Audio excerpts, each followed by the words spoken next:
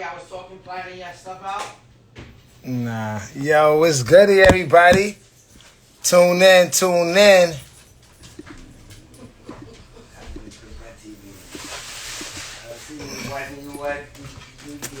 We got a special night tonight, man. We going live in about 10, 15 minutes with one of our co-founders.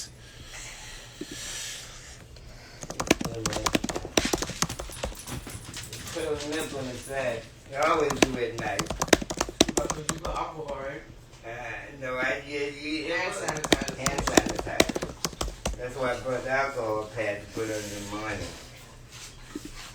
I'll leave it in the bathroom so you can. What's good? I see London in the building. D. Marissa. What's good? How y'all been, man? Cory, your mother can't climb this. We's going on a retreat tomorrow, and we were just thinking about you all, London and D. Marissa. Oh my God. That's Teresa and my mom's walking through, man. Taking up mad space in the hallway.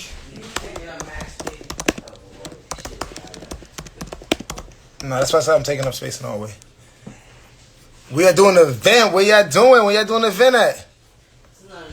What kind of event?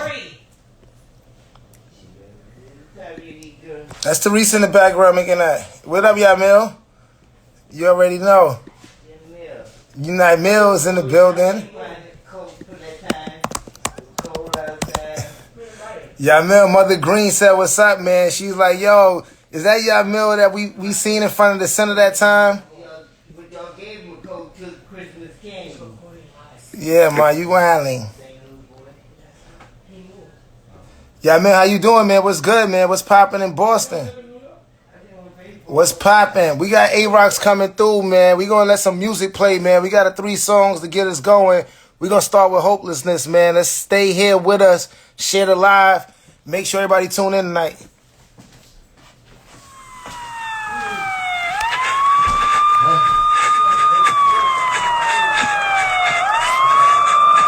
What you know about hopelessness?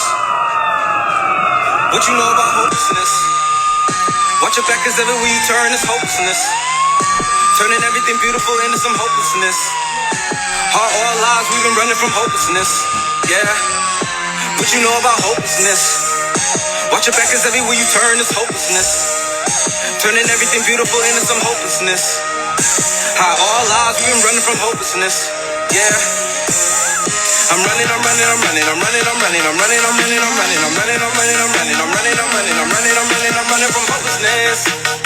Watch your back, cause everywhere you turn. Watch your back, cause everywhere you turn. Watch your back, cause everywhere you turn. I'm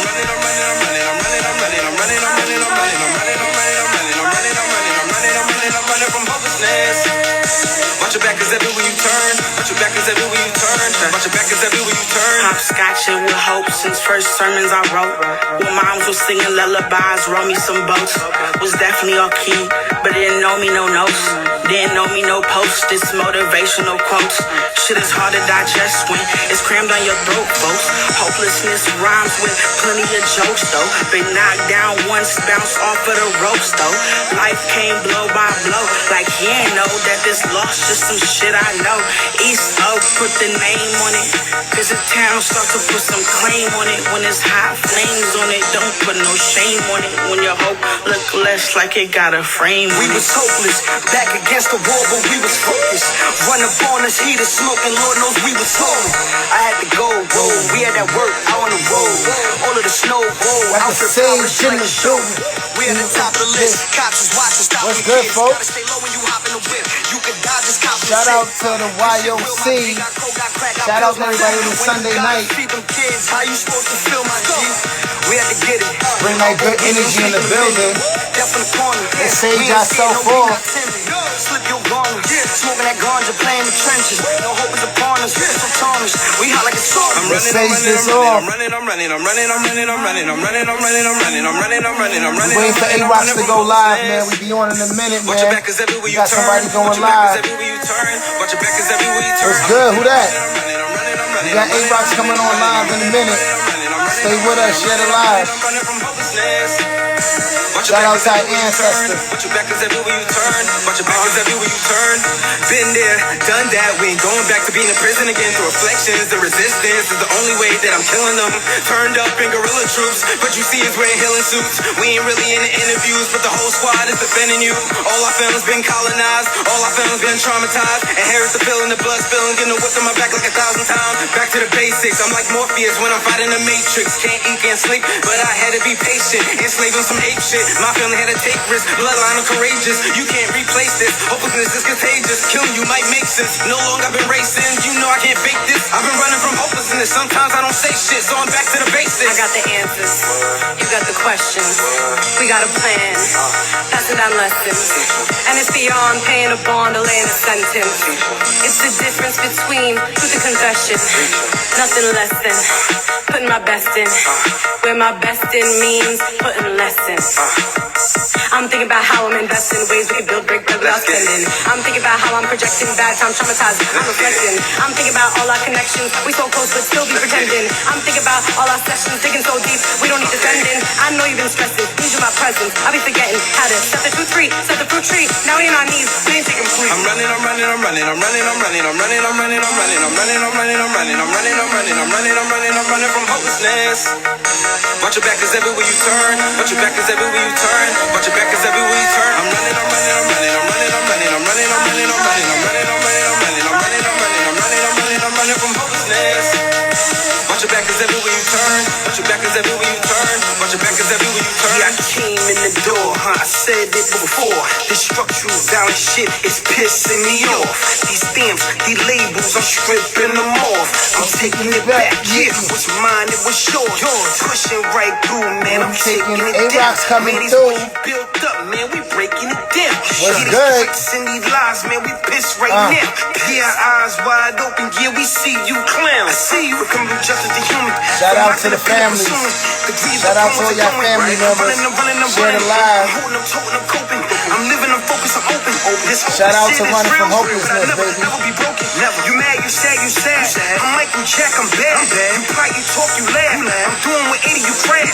Trying your best to kill me. My answer, the blood is in me. I'm running, I'm running, I'm running. Can't none of you motherfuckers with me. I'm running, I'm running, I'm running, I'm running, I'm running, I'm running, I'm running, I'm running, I'm running, I'm running, I'm running, I'm running, I'm running, I'm running, I'm running, I'm running from hopelessness. Watch your back cause everywhere you turn. Watch your back cause everywhere you turn. Arocks in the building. We're gonna play 2 more songs, Arocks. And then we getting it going, man. Stay with us, man. Share that with Miss Valerie, man. Share that with the sisters.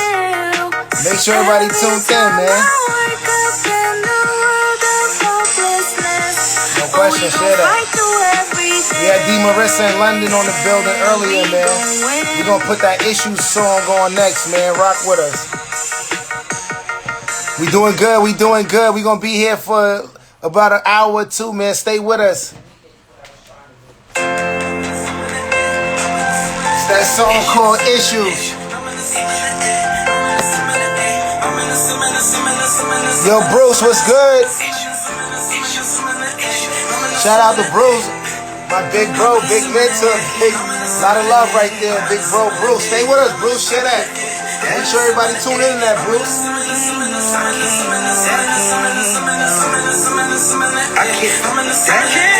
Yeah, I love her, but I don't trust her. She got some issues, and that's word to my mother. She got some issues, and I can't fuck with that. She tryna violate, and I can't fuck with that. Yeah, I love him, but I don't trust him. He got some issues, and that's word to my mother. He got some issues, and I can't fuck with that. He tryna violate, and I can't fuck with that. I ain't perfect, don't lie to me. Hurt myself when I try to be. Humbleness of an oak tree. When it sheds its leaves, what I gotta be. But I be using toxic sides of me, saying S&D type of sides of me. The people that love me the most, I be making them turn their back on the hide from me. Go on ahead and switch sides on me. Up and left and don't provide for me. I be struggling with honesty. So hard to get it out of me, but it's myself really stopping me. So bad at doing it properly. Almost lost my mom property. Swear I know the feds watching me. I got issues, I know that. You got issues, you know that. We all got issues, you know that. I got issues, you know that. You got issues, you know that. We all got issues, you know that. I can't. Yeah, I love her, but I don't trust her. She got some issues, and that's word to my mother. She got some issues, and I can't fuck with that. She tryna violate, and I can't fuck with that. Yeah, I love him, but I don't trust him. He got some issues, and that's word to my mother. He got some issues, and I can't fuck with that. He tryna violate, and I can't fuck with that. I can't fuck with that. I understand my role, and I can't play with that. I mean, I chose the game, Shout out to but I Arocks, can turn it off, or I can co-founder, or I can pass her off. joining us later. My loss. I Said it's good for me. I seen this pick a mile away. I'm just saving me. I'm just saving we from being on TMZ. You told me SMD. You tryna Violate me. Talk to him, Throw your Arocks. fist at me. You think this UFC? You put your hands on me. You caught them Cops on me. You kicked Me out your house. What more you want from me? I'm looking at you crazy because I clearly see these Different tantrums in the street, acting like a baby. You taking chosen from your friends like you not my lady. And lately, I've been, I'm too good for that. I'm too good for that. You know we don't do that. Yeah, I love her. We got Arocks in the building tonight. We got some of that energy in the night tonight. Let's talk to her about it. She got some issues, and I can't fuck with that. She tryna Let's bring that good energy, baby. and I can't fuck with that. We got Sage in the building. All the ancestors that come in a good way. Sage yourself off, baby. Bring your good self in here.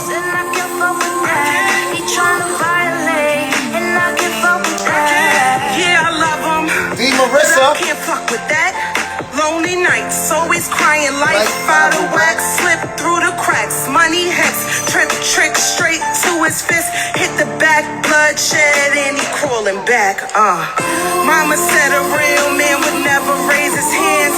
Fist fighting wasn't in the plan, feeling damn, searching for love and fear. Thought you'd wanna clear sun in the storm. I did, can't go through that. I swear I love him, But I don't trust him. He got some issues, and that's word to my mother. He got some issues, and I can't fuck with that. He tryna violate, and I can't See, fuck with Bill in the that. building.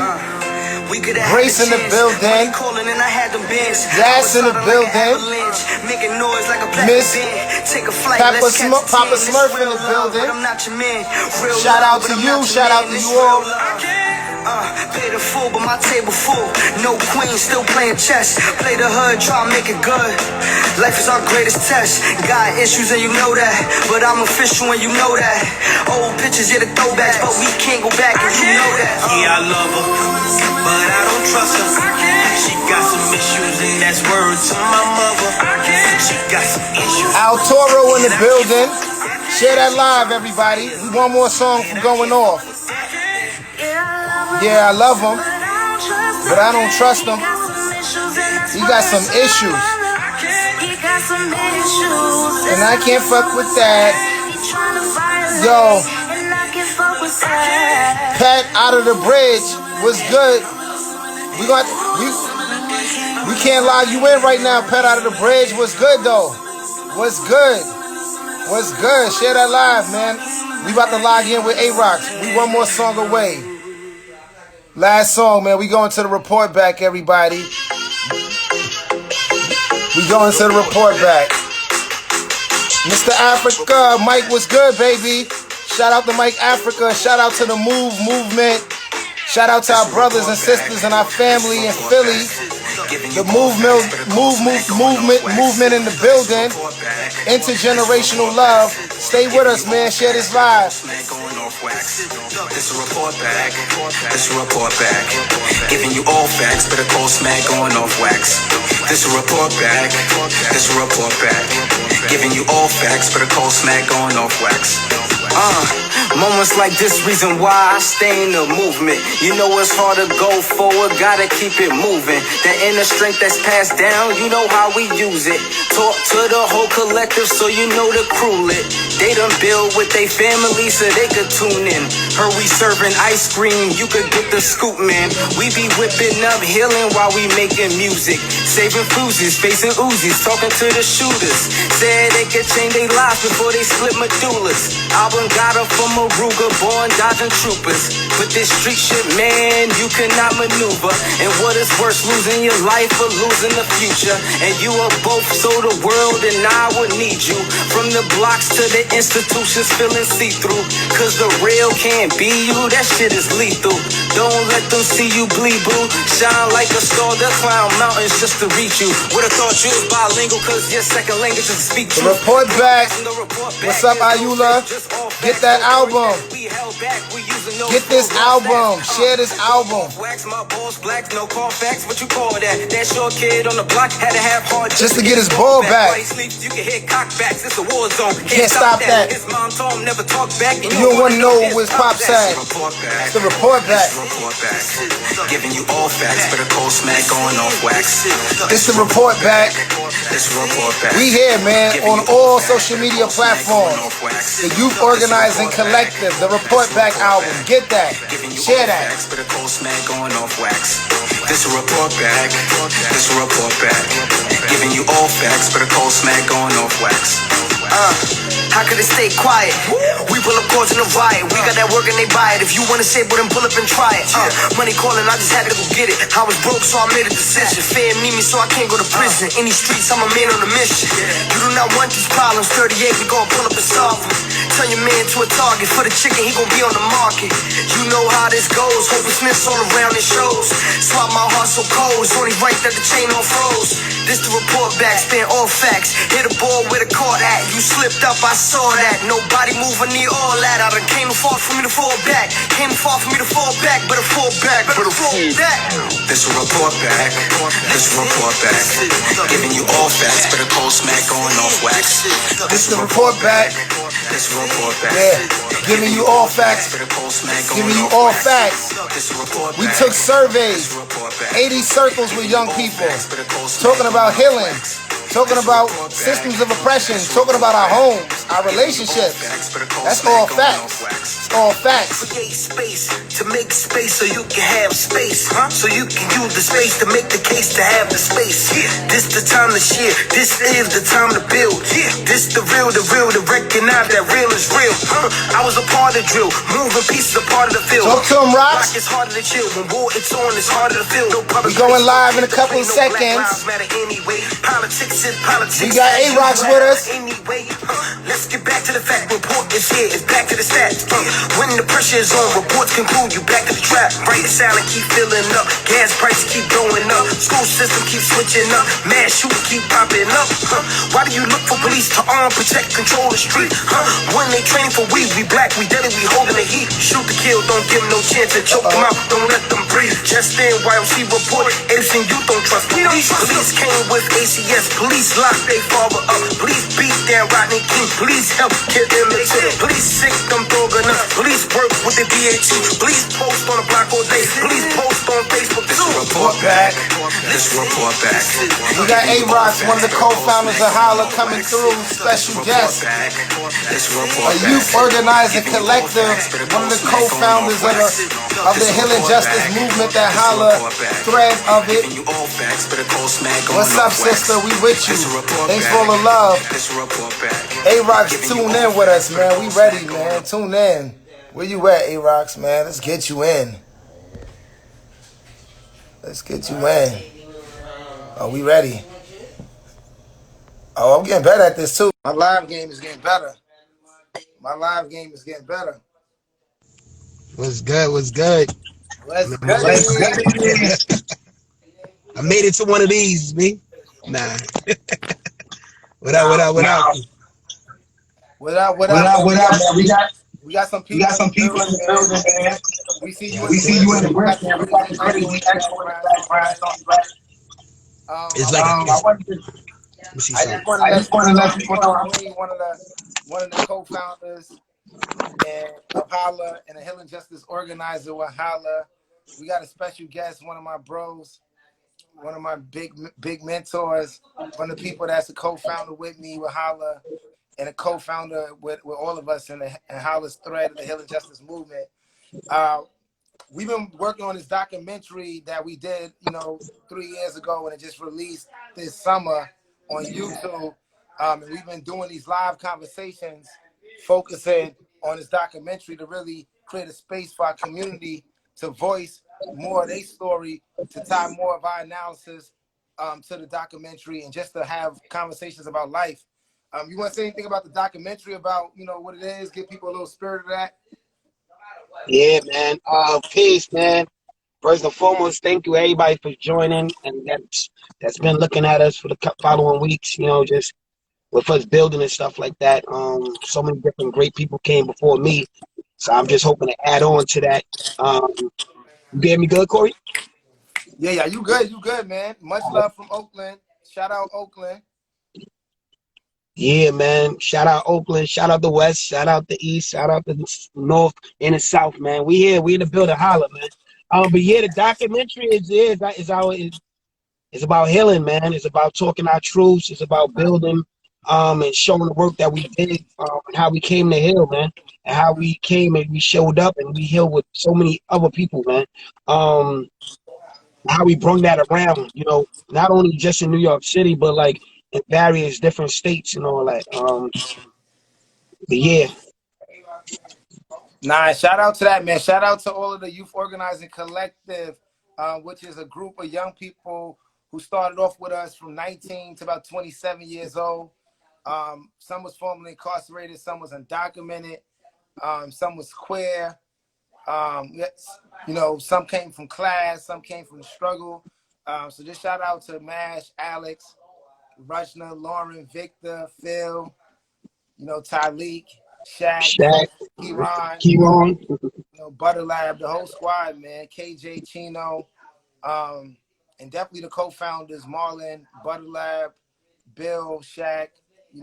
Just so much love in that, man. Before we get going, man, we usually start off with some spirit and some energy, man. I just want to formally welcome. We at the altar, and we always try to welcome our ancestors that come in a good way, to kind of be a part of the energy and the guidance, and to let them drive the conversation. So I just want we at the altar, all of the ancestors that come in a good way.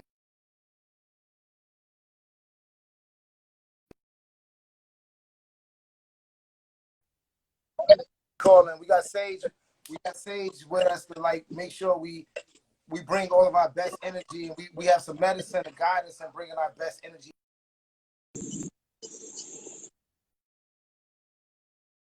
Anybody want to bring in their ancestors, any good spirits into the chats, into the vibes, feel free to do that. Keep that going all night.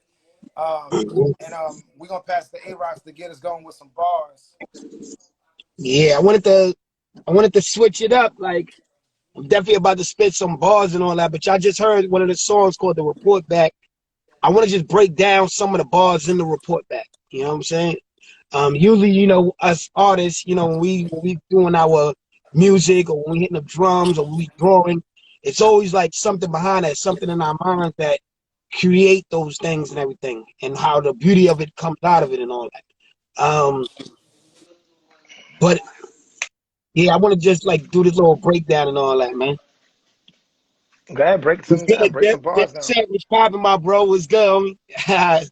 Dipset in the building. But yeah, so I said we create space to make space so you can have space. So you can use the space to make the case to have the space. Now, for me, why that was so deep of me saying that little bar right there, it's the simple fact of what we came to do. We created the space, you know what I mean? For me, when I said we created the space, I mean when me, Cory, Marlon, Bill, all of us was inside prison, we was just dreaming and just having that thoughts of coming out here to be with young people, to make sure that our community is uplifted, to make sure that even the formerly incarcerated people that was coming after us, will have a space to be able to say like, yo, I did that. I came out. I'm doing the right thing. I'm doing what's needed to do in my community, right? So when I said we create the space to make the space so you can have the space, because we know we're not always going to be here. You get what I'm saying? So we created a space for our young people to move up in rankings, move up where they need to be at. You know what I'm saying? We created a space for our community to move up and be where they need to be at. So then after that, Talk about it. I said, so we can use the space Getting to love make in the chat too, man. so you can Chat's have the feeling that. space. You know what I'm saying? Because oftentimes they're not, people don't believe you, you know what I mean? After you create something, it's not like, you know, a lot of people don't believe you when they seeing you whipping up the cake batter, you know what I'm saying? And they mind that cake might fall, that cake might not be that good, you know what I'm saying? What we saying is, once we created that space and we made that space, now to make that truth come to existence, everything we do inside that space is so that everybody is going to become believers and all that. You know what I'm saying? So even when you're not a believer in the beginning, we're not even mad at you. We understand that's the process. You know what I mean? For years and generations, we've been tricked and not to believe in each other anyway. You get what I'm saying? So, like I said, once we did all of that creation and all that, how we sustained it is by understanding that this is not something that just make us happy because we want to do it. This is something that it's needed to be done. You get what I'm saying? We needed to create spaces and open up spaces for our people to be able to say like, yo, I can stand on this. I can move forward on this. And yeah, that's just a little breakdown of those bars. But yeah, listen to the Report Back song, because I know we about to get a bit more. But yeah, just listen to that song and all that, man. That was beautiful. Yes, Thanks for that. Thanks for those breakdown, man. Let's get a little bit more about you, man. Let folks know, you know, who are you, where you from, what's your ethnic background, what CGPs, you know, give people some spirit about who you are. Yeah, so I'm Arocks. Arocks stands for Angel Past the Rock, basketball and all that. Always been positive. But I got a bigger breakdown for that too. I consider myself, you know, as Arocks and all that. People like, yo, what's your real name? I'm like, my real name is Arocks. You know what I'm saying?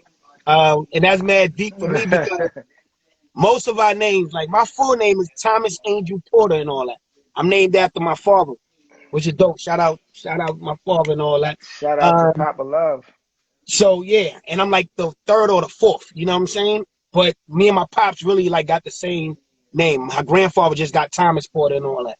But I say that to say these is names like Porter is like a Irish name or some shit like that. You know what I'm saying? So Porter is also the plantation and was also like a job. You know what I'm saying? So like most of our names definitely in America, you know what I mean? It's some type of slave masters, family names and shit like that that was carried along through the transportation of our people and all that. So if you was on one plantation that was called the Johnson plantation, then most likely everybody on that plantation was the Johnsons and all that. And when they freed us and all that, or freed us and shit, you know, we just stuck with those damn names, Johnson this, and we probably named after Master Johnson, whatever. You get what I mean? And talk about it. For years we've been like just carrying on these names and don't really understand why it affects us in so many different ways and all that. You get what I mean? For me, it hurts me and it kind of pained me, but I had to like transition into like making sure people understand it. But it did at one point when I was like calling myself Arocks, when my own people was like, yo, what's your real name? I'm like, that is my real name. And I had to go back and forth and have to give them like a lesson on why that's my real name. Once they got it, they got it. But for me, when it come to white people, you know what I'm saying, that question that, and then I give them the breakdown of that shit, and if you still don't understand as a white person, like, how that shit is fucked up for you to want me to still say, my real name is something else that I'm telling you it's fucked up because my parents only named me that name because it was just tradition of passing it on from their parents and their parents passing it down. But really, that wasn't our fucking names. You know what I'm saying? So I say Arocks, that's a name that I would define for myself, that I created myself with my peoples at that time. We was playing on basketball. I was a nut in basketball, meaning I didn't like to pass the ball like I could score. Just give me the ball, I got it. I'm gonna make the basket and all that. You know what I'm saying? But yeah, that was my thing. Once I got A-Rocks, it connected with me in a deep way that for 30 plus years I've been using the same name. You know what I mean? Why I clearly put it into work because at the end of the day, A-Rocks is what defines me. You know what I'm saying? It defines me on a deeper level because it's a name that I can actually say is mine, that I created by myself, and that I can pass that on to everybody and without it having any negative or background stuff up there. You know what I'm saying? Nah, just on that same line, that was deep, man. I love how you talked about redefining yourself or defining yourself. And we reading a book called Redefining Realness by Janet Mock. So shout out to Janet Mock, man. But that also made me just want to ask you a question for just folks listening. Like, I think one element of healing or one aspect of healing, you know, whether it be ethnic identity wise, whether it be through that way, like politically re-identifying yourself and reclaiming yourself. Talk a little bit about what it means to claim yourself or redefine yourself as it means to healing, as it relates to healing for folks who may not understand that connection.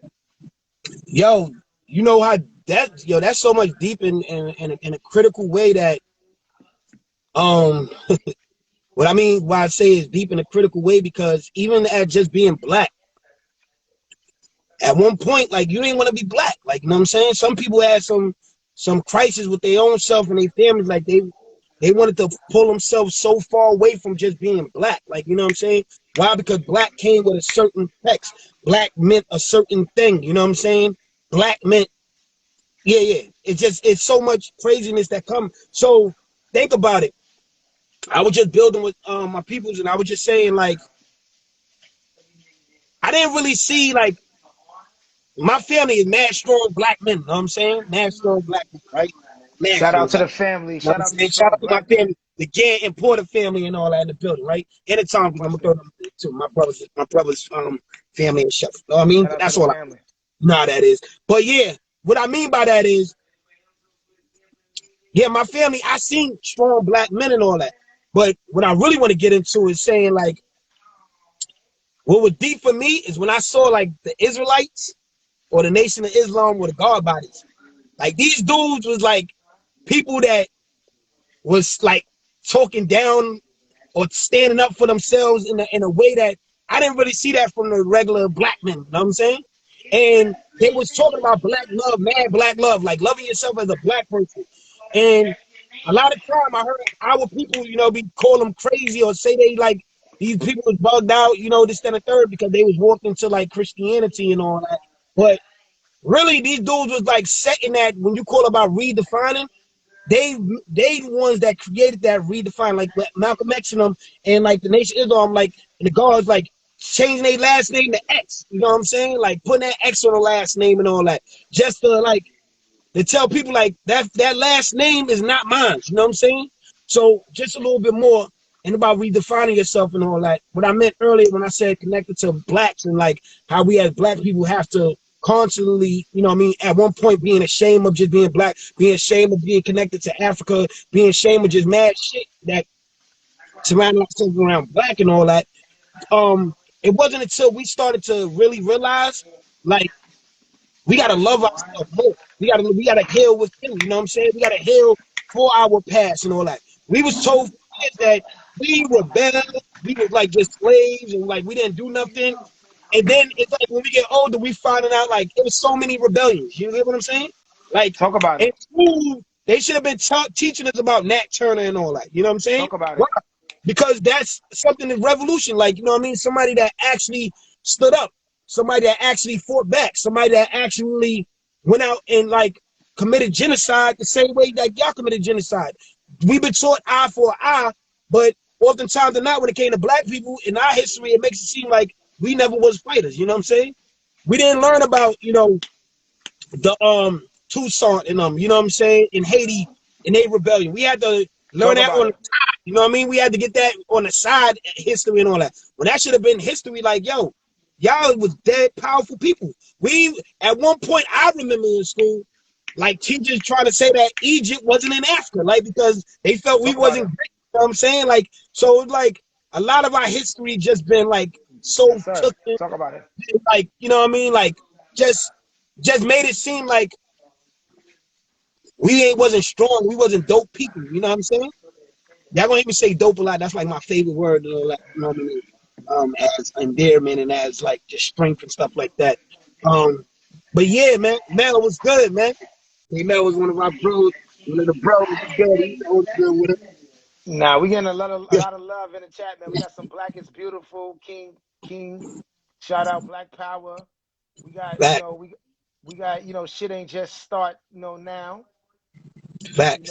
We got hello, we got what up, Cory and Arocks. Shout out Cory Parks. When y'all gonna teach these kids about credit? We got Yep. Alex in the building saying Filax. Always Arocks. Gang in the building. So love, man. Chat, keep us going, man. Who won the fight between Mike Tyson and Roy Jones? We got questions about that. It was a draw, they said, I think, man. It was a So, draw, man, Corey. It was a draw. it was a draw. Let's keep it going. So thanks for giving us that Man, it was good. breakdown. It was good. Was good, everybody, and trying to connect how redefining yourself is connected to healing. Let us a little bit know what people call the correct gender pronoun. What's your correct gender pronoun? What block you from, what nationality you represent, Yeah. where let's start there. We ask some more from there. Yeah, CGP, him, he, Shout out for that. Black. I'm from Harlem, man. Harlem in the building, know what I'm saying? New Harlem York in the City in the building. building, man. We in the building, know what I'm Shout out to saying? Harlem. Just through blackness too, I moved around a lot, you know what I'm saying? So my mom, we moved to Staten Island, we was in, yeah, that's about it, Bronx, Staten Island, back to Harlem, Harlem the roots, Harlem where we at. Where your grandma was at? My grandma's from Harlem, then they moved to Queens, in the big house in Queens. All right, Everybody good. Shout out to Queens too. Just trying to throw that out there. Shout out to Queens is Queens like my too. second home. I'm probably on there in Queens right now. Queens like my second home, so definitely Queens in the building. Southside in the building, man. Shout out to Southside. Definitely, man. God, bro. You already know, man.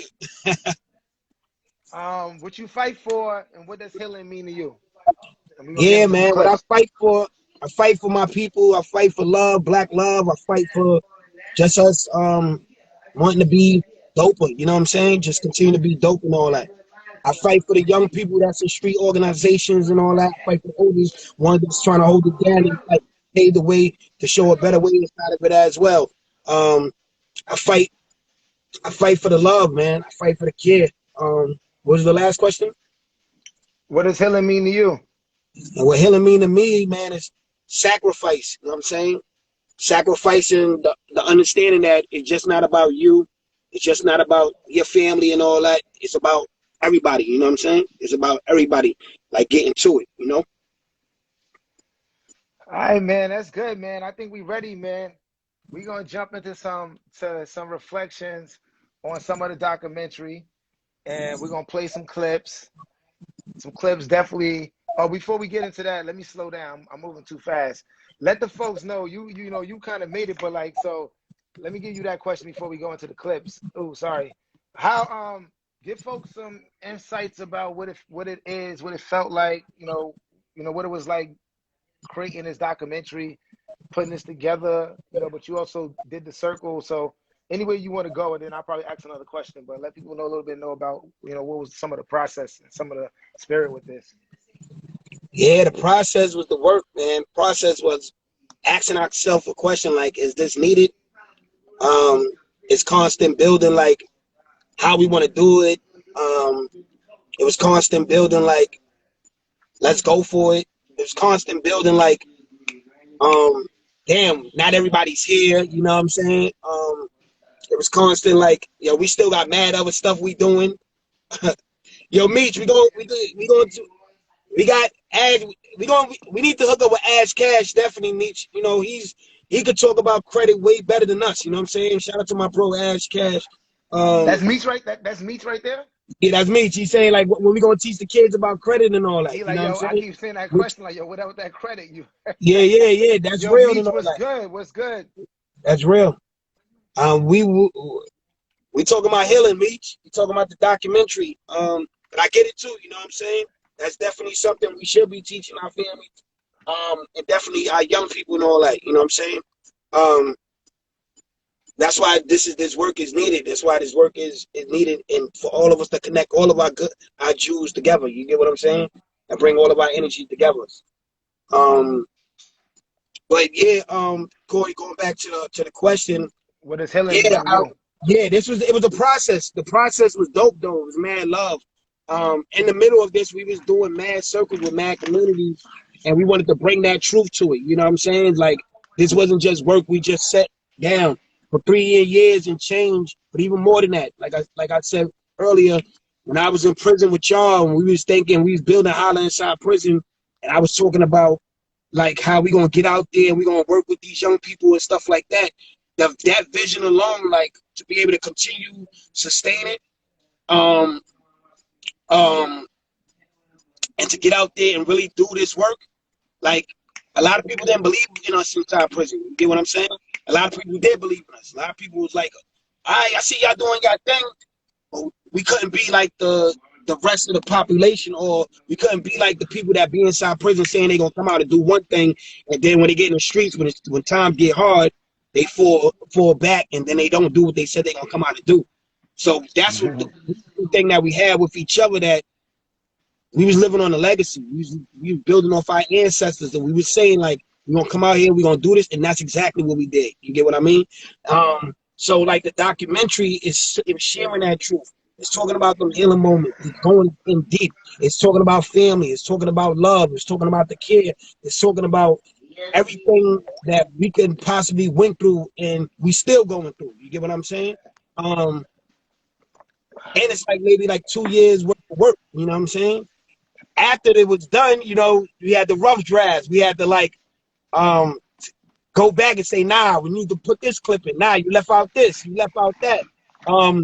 Even designing up pictures or what we want to put inside, like it was a process, and it was an intentional process. And our brother, man, failing, yeah, he was dope, man. He was patient with us, you know what I'm saying? He did this shit for free, you know what I'm saying? Which was fire, you know what I'm saying? Like, so all of that is a process and all that. He just like our story, he loved what we was doing. He came and sat in circles. We asked our young people, can he be in them circles? We asked YOC, can he be in these circles? You know what I'm saying? Because that's another process.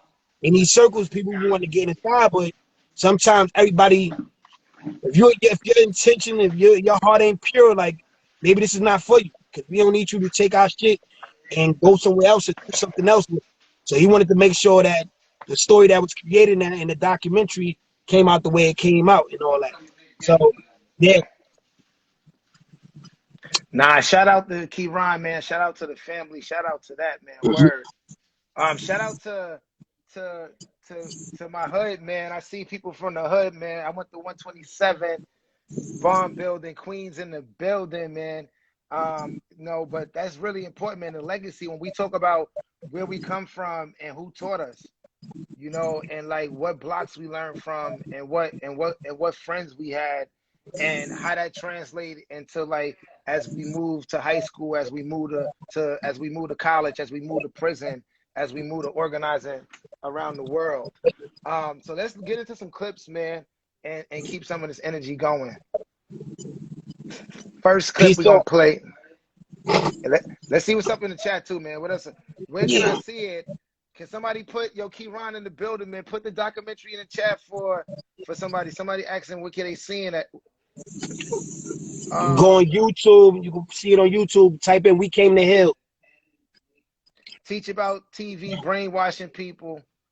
Yeah, man, all of that, man. Like that's why we're trying to create our own TV, man. That's why we got our own media. So we got our own media, man. So we could try to like promote something that's about us. So let's get into this clip real fast, man. Let me put my headphones down so we can hear this here.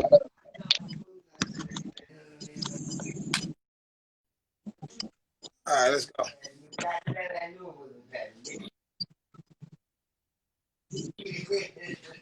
That's how society made it, but also in your eyes, because that's all that we're taught. Way before I was even born, 3 months in my mom's stomach, my pops ended up going to prison. One thing special about my mom that I love is that she always kept me involved in my father's life. And one thing I love about my pops is that he always stayed in my life during this whole time inside prison.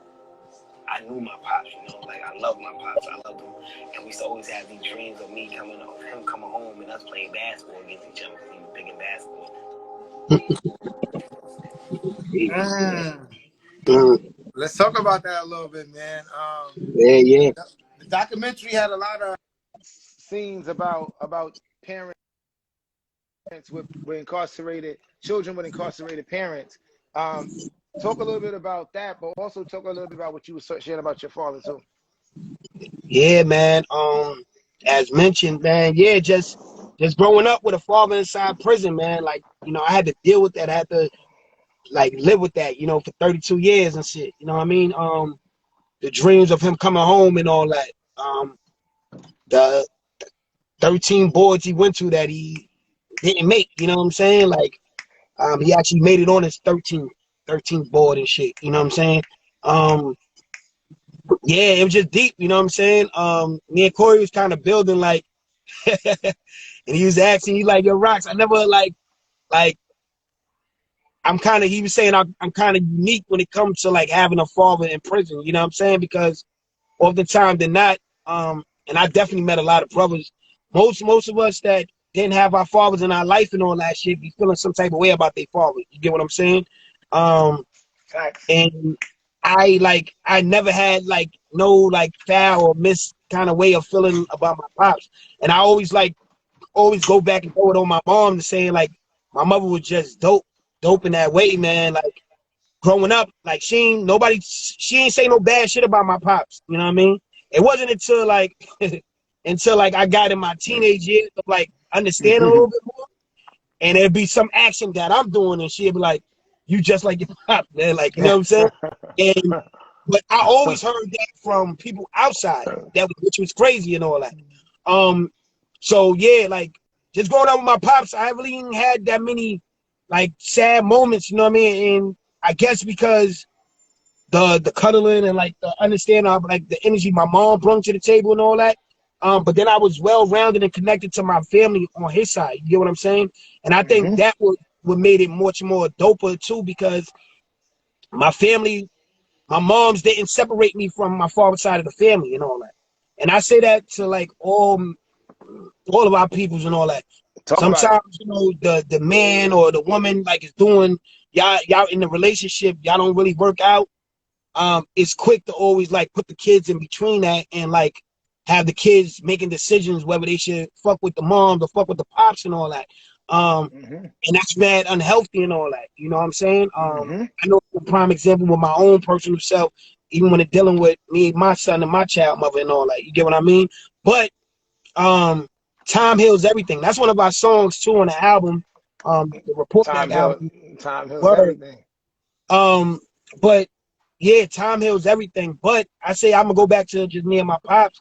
Like my mom's always let me go to my pop side of the family. So that's why like I love my father's side of the family just as much as I love my mother's side of the family. And most dynamics, the child might only love the mother's side of the family because the mother is always there. The mother is with the child. The mother's this, that, and third.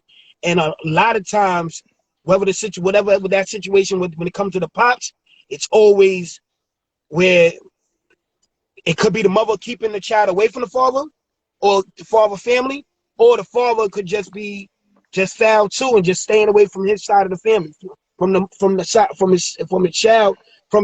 You get what I'm saying? So it's mad different dynamics that come with it, you know what I mean? But for me, growing up, my mom's was mad dope. She let my family, or what's name? I've learned things in that transition that I had to figure out later on. And I was like, oh shit, you know what I'm saying? I connected, I'm gonna get into that.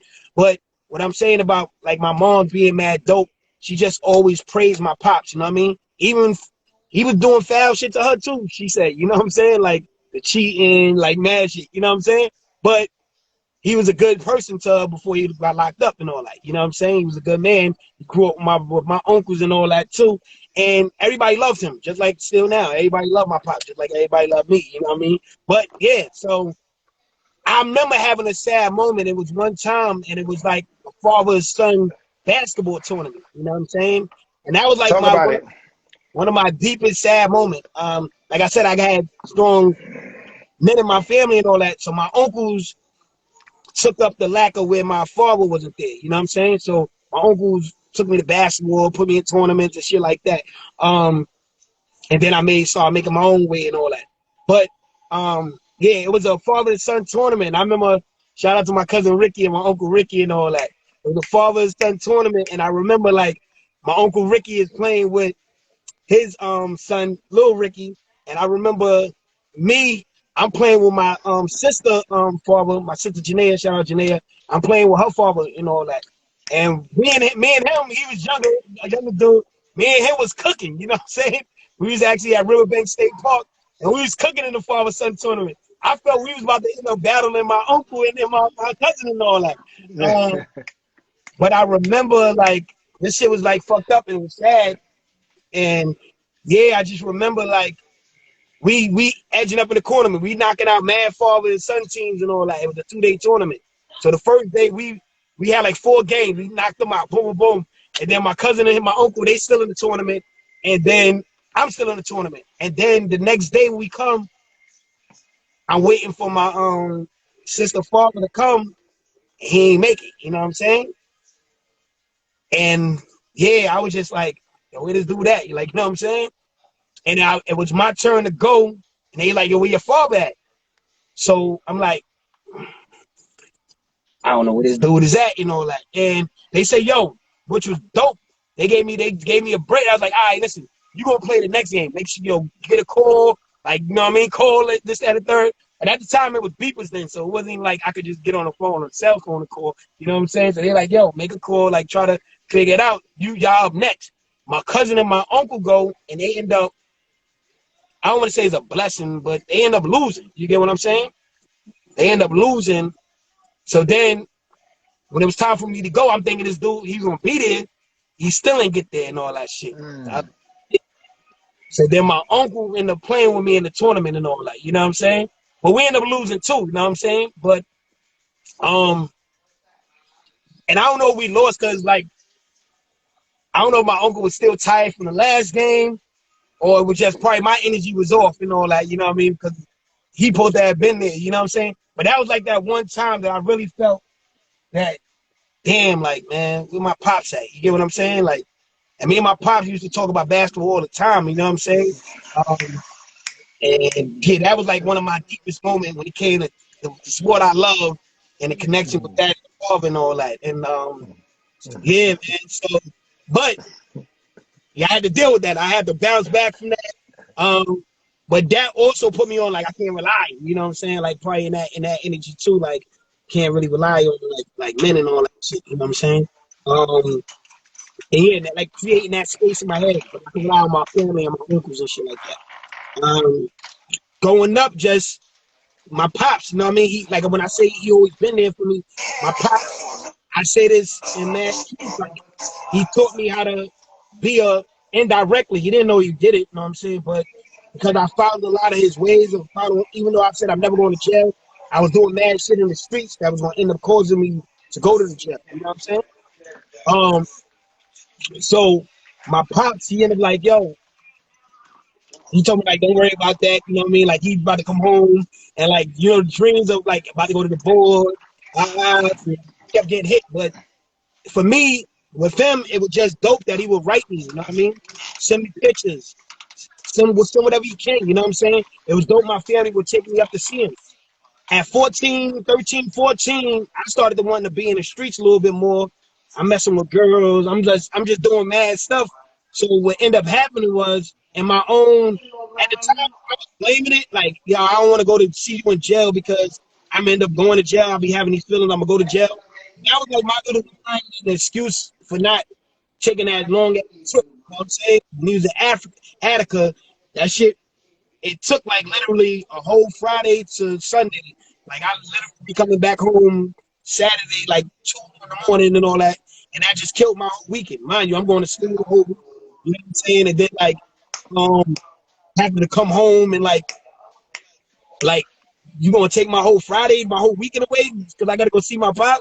So yeah, I ain't want that. I'm like, nah, man. It's like my people be about to beat some girls this weekend. shit about to go down.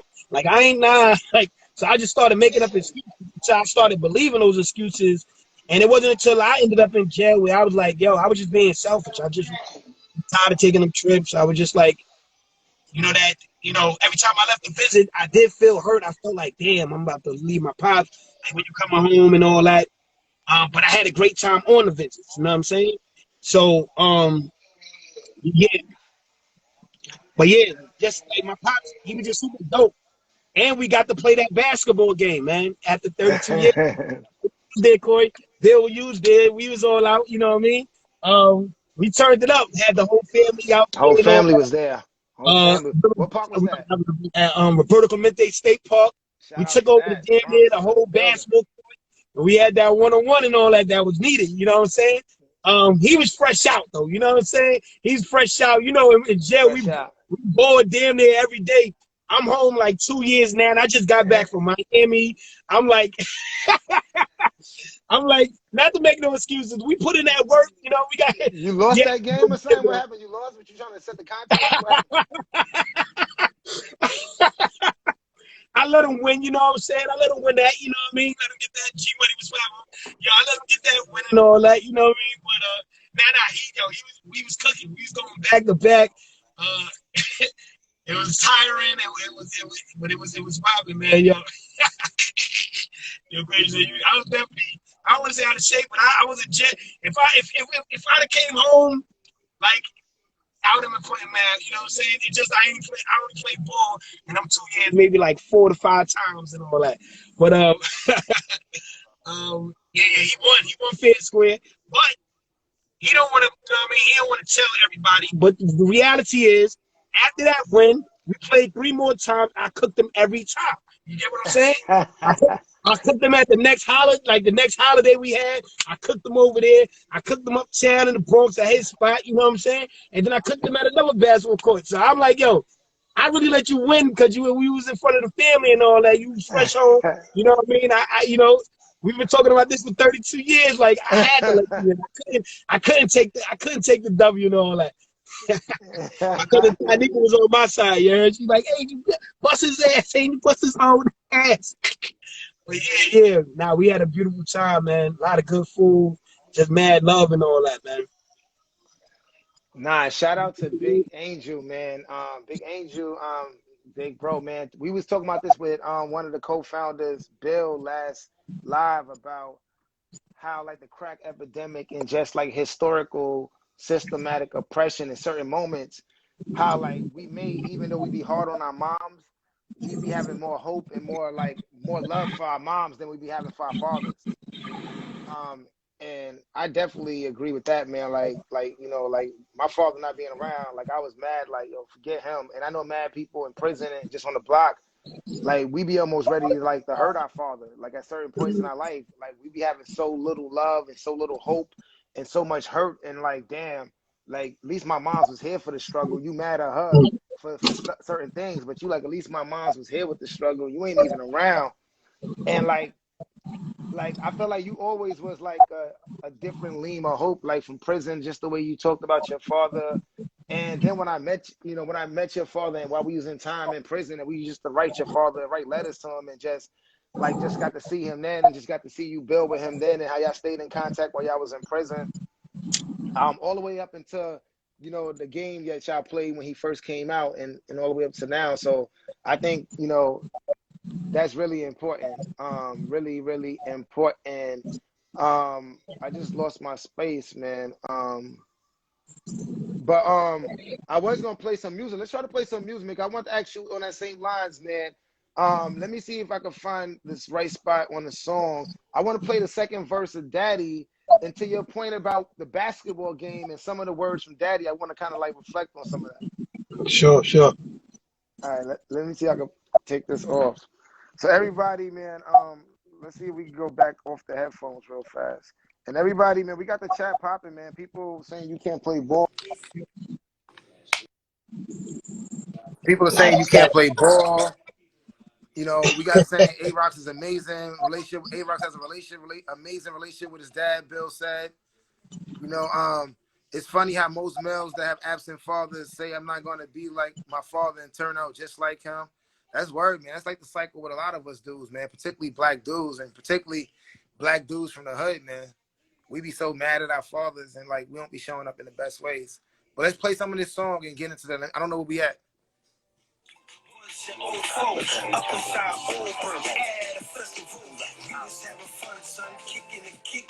I wish we had a Kobe with a play some people. You was only 4, not even 3 feet tall. But you was smart, beat me 8, connect 4. And I love this man, son, mess my life up. I guess you had plenty. All right. I guess you had plenty. All right, we're going to start from here. I guess you had plenty. Second verse, man, Daddy.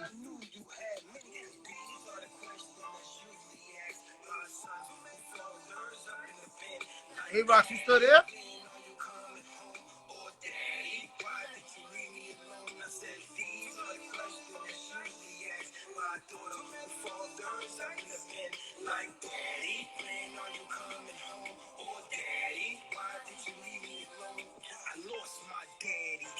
Yeah.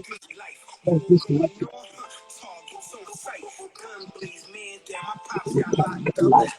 32 years of life. Never spent a day with me in the street. Never taught me how to get and get in the street. Never seen the first thing that makes me trap.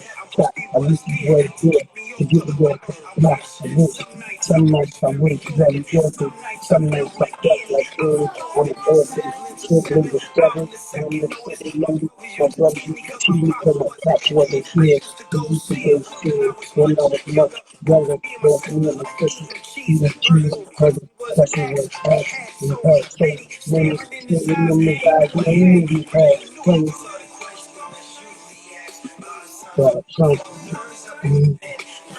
Yeah, Cory, that's me.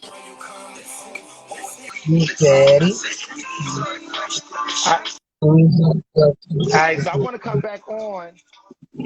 I want to go back to like, because this is also what I was saying yesterday too, man. Just asking you like to go more into like, I feel like, you know, you share a lot of wisdom about, you know, all of the hope and all of the love with your pops. But even like that story you just shared today about like when your sister's father didn't make the game, and for a moment you was like, damn, I wish my pops was there. And then even in this part right here, you was saying like you wasn't there to teach me how to get the girls between the sheets, how to, you know, and all that. Like, that's kind of like, also I was thinking last night and just before doing my own analysis, I was thinking about the moments when I heard those things, and like that song is like the only place I heard those things, kind of really like that thread, like I wish you was here for this, but what's under that, or what's in that, like you could teach me how the streets, I wish you was there when the basketball tournament was there. Like, blow that moment up a little bit more. Give us a little bit more connection what that means for you, because you somebody who I think you share a lot of love and a lot of hope in that. Maybe there's another part of wisdom of connecting with your father there, or also just teaching other people there that I don't know if you dived into that, or just want to hear your reflection on that in general too. I guess because I don't know. In my truth, to be honest, I just felt like the way I honor my father and mother is so deep that it's not they could never do nothing wrong, because I feel like my mom, she definitely, like mad moms, you know what I'm saying? My moms be like still cuddling us, you know what I'm saying? My mom's is like that mother that like my son ain't the bad person, you know what I'm saying? Like my son don't do nothing like that. I feel my pops is like that too. Like they like, you know what I'm saying, that they just like are humans that they know shit is fucked up, but they be like, nah, my child ain't like that. You know what I'm saying?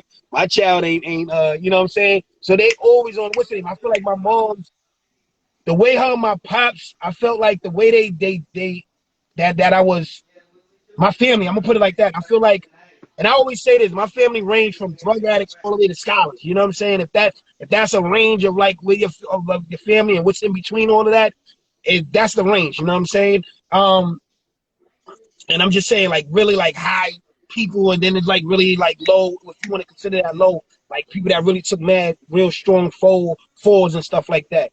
But even when I say all of that, I understand that line of that range. You get what I'm saying? I understand how I put myself in a position to be in them lines. How some of this stuff is not so much, I don't want to say innate, but some of this stuff is like because of our situation, because of where we grew up at, because of mad different dynamics, and because of a lot of socializations of what we've been taught and what we actually believe and don't believe in. Yeah, I just was able to understand that shit from a deep position and all that. And I always say this, like, yeah, I didn't have my pops there, you know what I'm saying? Physically. But mentally, my pops was there with me. You get what I'm saying? So that mental for me was way more than the physical, because I've seen family members that had their pops and their mom there. You get what I'm saying? And I say this in a funny way. I say this in a deep way, and I say this in a real way. You know what I mean?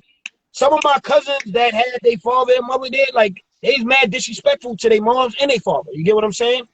They was like, when we was playing in the streets, they could have been way more, or they was way more ruthless than me. And I wasn't a ruthless person. I always like gave people a way out. I always like gave people a certain energy and stuff like that. I didn't always choose the violence way and all that, where they were just mad, wow, you know what I'm saying? Or they would take it there, you know what I'm saying? I had cousins that got everything. What I mean by everything, they had all the game systems. My mother had 7 of us, you know what I'm saying? And my mother made sure we had, but for us, we had more than a lot of people, you know what I'm saying?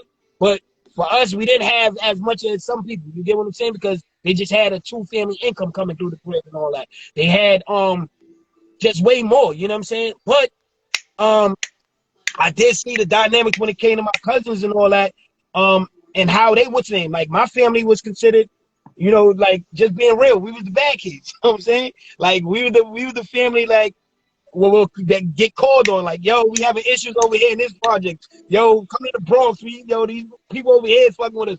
Yo, come downtown. Yo, and this is just mad real and all that. And it be me and my brothers and my mans and the regulars in the building. See some my man, we handling the business. You know what I'm saying? And like, that was just like the real. But also, even inside the family households, like when we go into our family, my mom used to have that talk with us in the car. Like, listen, don't get in there, don't touch shit, don't, you know what I'm saying? Because I don't want to hear your aunts and Uncle Miles and all that.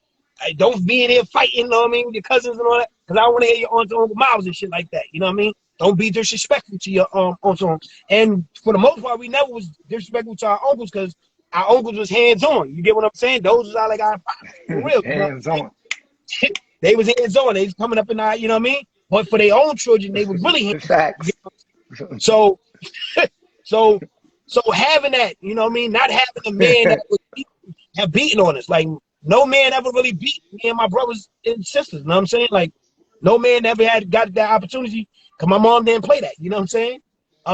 But I grew up, like, at one point watching my mom, you know what I'm saying, get beat on. You get what I mean? And I was young. I was like 8, 9, 10 and shit like that. And sadly, me even watching that, I watched how my uncles, you know what I mean, approached that situation, and they was hands-on, and I didn't see the dude give it up in that fighting way that he was doing with my moms and shit like that, which just showed me a different dynamic of that, you know what I'm saying? But also just of addictions, like mad different problems like people have and all that. You get what I'm saying? He had a drinking problem. He had drinking issues and shit like that. But not to use that as excuse, you got dudes that feel like they have to beat on women, you know what I'm saying? Which is like just fucked up in itself. And some of these dudes ain't gonna fight dudes, you know what I'm saying? But they quick to hit a woman, you get what I mean? So I had to realize that and see that. But I also remember feeling hurt when I seen him get dealt with, you know what I'm saying? Like, damn, like, it was wild. My grandpa wild, like, yo, chill, he had enough type shit. Like, but reality for that was like, damn, like, you're a coward. Like, don't ever touch my mom again. You get what I'm saying? But I also vowed to myself, like, yo, I would never hit a woman. And like, today, no woman can ever say, yo, Arocks hit them. You know what I'm saying? No matter what. I know how to walk away. I know how to handle certain situations. Going back into my family and my pops, what's your name? I guess I never felt like that sadness about my pops not being there because of the conditions that my mom constantly put us in, meaning she constantly let me be with my pop side of the family. I'm always going to say that. Me growing up with my pop side of the family, having favorite cousins on my pop side of the family, being able to spend time with mad of my aunts and uncles on my pop side of the family, being able to like get stuff from my pop side of the family, like call on them, being able to be in relationship with them still to this day, for me, it made the relationship stronger. Because when my moms couldn't take me up to see my pop, I had my aunt to be able to do it. I had my grandmother doing it. You know what I'm saying? So it was like having like that full family, even though he wasn't there physically and all that. You know, he couldn't provide financially and shit like that. We didn't really feel poorness, you know what I'm saying? In mad different deep ways. We always had food. And we were sugar babies too, you know what I mean? So we was making up our own shit. We was like doing chemistry inside the kitchen or food we gonna eat while mommy at work. You know what I'm saying? And, you know what I'm saying? And once we like all the men in the family know how to cook. You get what I'm saying? Like damn near. We know how to cook. Like we know how to survive, like to eat. But that's something our mother taught us. You know what I'm saying? Like, listen, you can't be relying on a woman to be cooking for you. You gotta make sure you know how to eat. You know how to make sense. So this is why I could whip up in the kitchen and all that. You get what I'm saying? You know what I'm saying? Word. Nah, that's good, man. You giving us a lot right there, man. You chewing up, man. People are responding yes to that facts. Let me add this one more element to it. I remember going to prison and my father and my mother both telling me they sorry and that it's their fault while I'm in prison. And this is I'm at prison at 21 years old and all that. You get what I'm saying? Mm-hmm. And I remember having to tell him like, nah, y'all wilding, like, you know what I'm saying? I remember writing my pops extensively like, nah, dad, it ain't your fault. Like, I understand, like, you know what I'm saying? By 13, 14, I knew everything I was doing in the streets, what I was doing. You get what I'm saying? I knew when I started selling drugs, I knew what I was doing. When I was hiding that from my moms, hiding that from my family, I knew what I was doing. Uncles catching me and shit like that. I knew what I was doing. You get what I'm saying? In mad deep ways and all that. But I also knew when I stopped selling drugs too, like, wow, this ain't for me. Like, this ain't really like, I'm not seeing really the benefits from it. I'm not like the rest of my friends. If they not doing it, then they not eating. You know what I'm saying? If they not doing it, then they not, you know what I mean, going to be able to, like, you know what I mean, support themselves if they want to dress nice. My mom was still dressing us. You know, my mom was still buying us the clothes, still like keeping Jordans on my feet. You know what I mean? So it wasn't like it was a real need for me to do. I did it because I had fun doing it, and I was doing it because, yeah, I'm with the bros. This is what we did. You know what I'm saying? But once I came to that conclusion that this shit ain't really for me, it's too much risk. I went through like 3 different phases I always talk about. About to fight my man over who's gonna do the next pack. My man chasing after girls while I'm in the building. What's your name? He's supposed to be on the talkie. What's your name? So I'm about to fight him over that. Like, you chasing after girls, knowing you supposed to be watching me. Cops run up in the building. I almost get caught. And then also getting my own drugs, and then the shit flopping. It got worse. So in me, it just came logically to me like, yo, stop selling that shit. Shit is whack. Plus, you won't do it like you're not on an everyday basis. You're doing it 2 times a week, and you saving out of your money because your mom's still buying you shit. You know what I'm saying? So that was like, for me, like, it was just an eye opener. But then when I started to read history and shit like that, that's when it kicked into me like, yo, damn, I'm fucking up my community when I'm selling these drugs. This shit is deeper than this. You know what I'm saying? I'm selling like, damn, family members, friends, family, and shit like that. I'm like, oh, I'm wild, and like, and just mad shit, like, with how money can like create inside you. Like, I'm like, nah, I'm not doing this shit no more. And that just was a kicker for me, like, to like quit, you know what I'm saying? But I was still like just on some street shit too.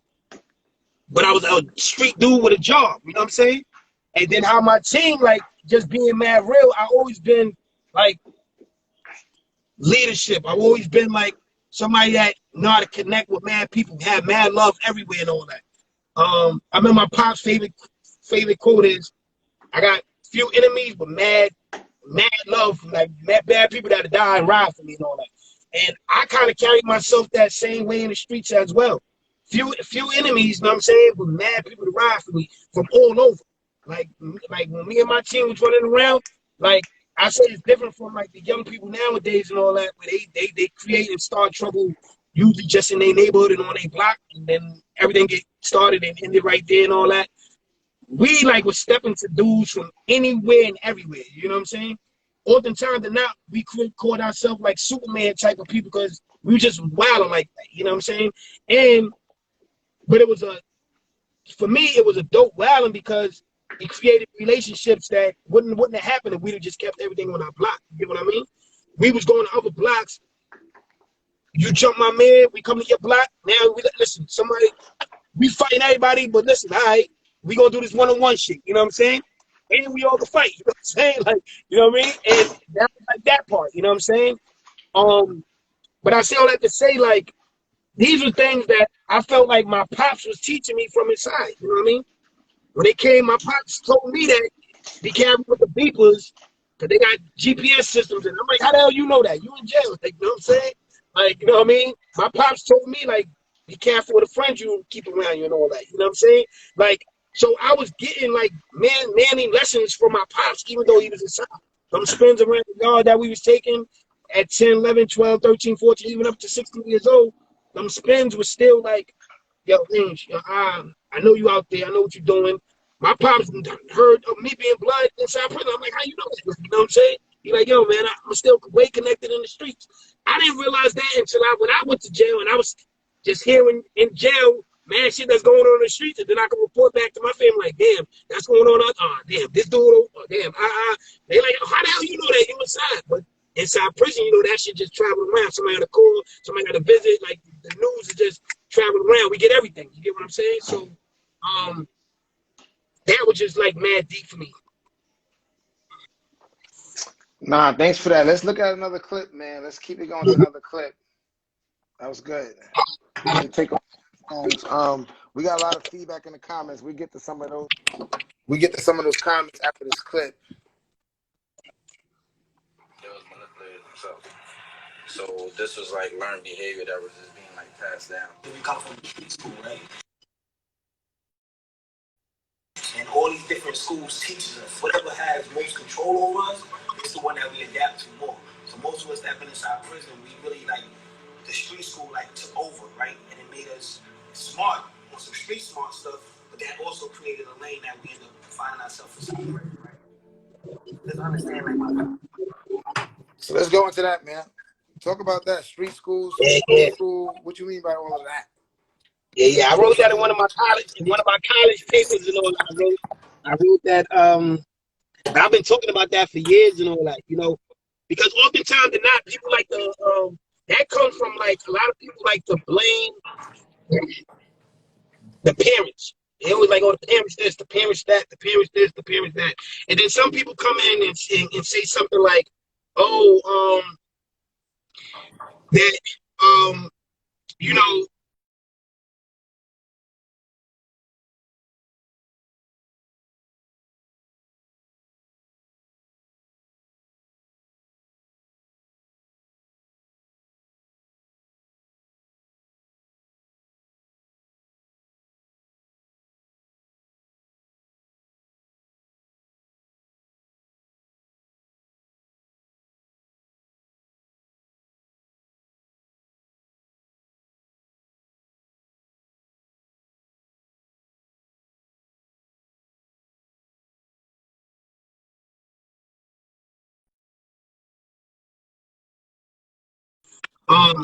There's a little bit of mix of social and psych, you know what I'm saying? You know what I'm saying?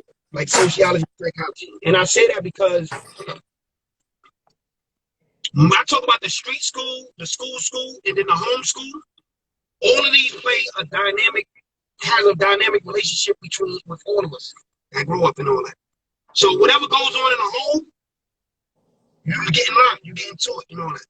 So if you come from a home that's you know what I'm saying, it's considered a fucked up home and all that shit, you're learning things from that home and all that, right? You're learning things and all that. When you go to a school and your school system is fucked up, you're learning all of that, you know what I'm saying? And then in the streets, you in the neighborhood, you in the community where that's fucked up, you know what I'm saying? So the only thing that's gonna come out of that is mad fucked up shit. You get what I'm saying? It's gonna be some ingredients of other things, but it's mad fucked up shit that you learn. Now, what you do with that information that you was learning and all that, it's still gonna be on you. But that conditioning over time is gonna fuck you up in a fucked up way and all that. Even when you at the highest of whatever you at, maybe highest of your job, the highest of your career, the highest of your life and all that. Meaning you can have everything now. You can have the car, you can have a home, you can have a family, but you're gonna pass on to your family that fucked up shit that you just went through with them 3 schools and all that. And this is what I'm talking about. That same person could be in two different households that fucked up in a household, fucked up in the community, fucked up in what's in. One person is in jail, right? And he blamed all of that stuff that he went through, right? He or she blamed all that stuff that they went through.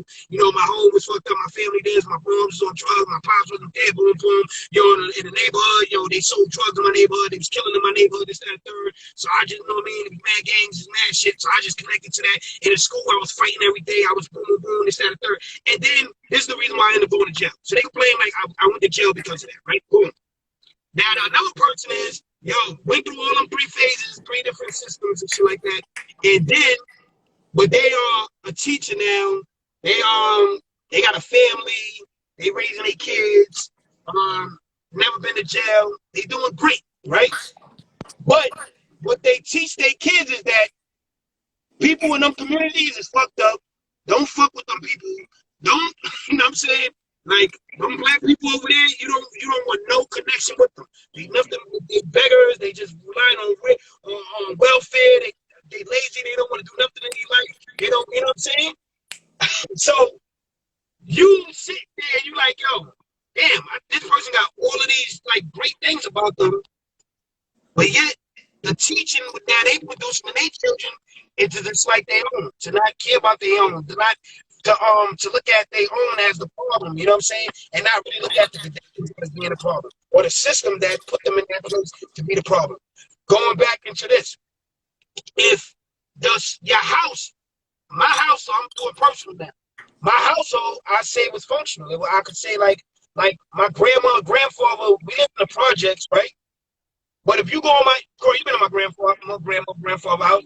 You go inside the house, it's all types of statues. She looked like inside this project house, it looked like somebody mansion house. Like, you know, you had the dining room, living room, like all set up nice and all that. Like these big statues, like gold elephants and like lions and all that. Like the kitchen, the ceiling with I don't even know what them shit's called, but like the hanging, I don't even know, bro. I don't know what that shit's called. But like big mirrors all over the house, you know what I'm saying? Mad pictures of family that just love, just mad kid pictures, mad, what's your name? So my grandmother created a space inside the household that it was different from any other projects house that I went to, you know what I mean?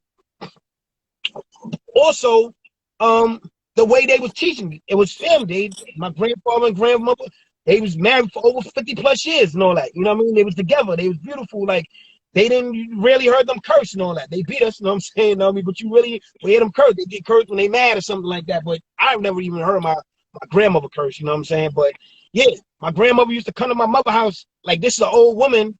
And now that I'm thinking about it, she probably was in her 40s at that time. But in my mind, she was just old, you know what I mean?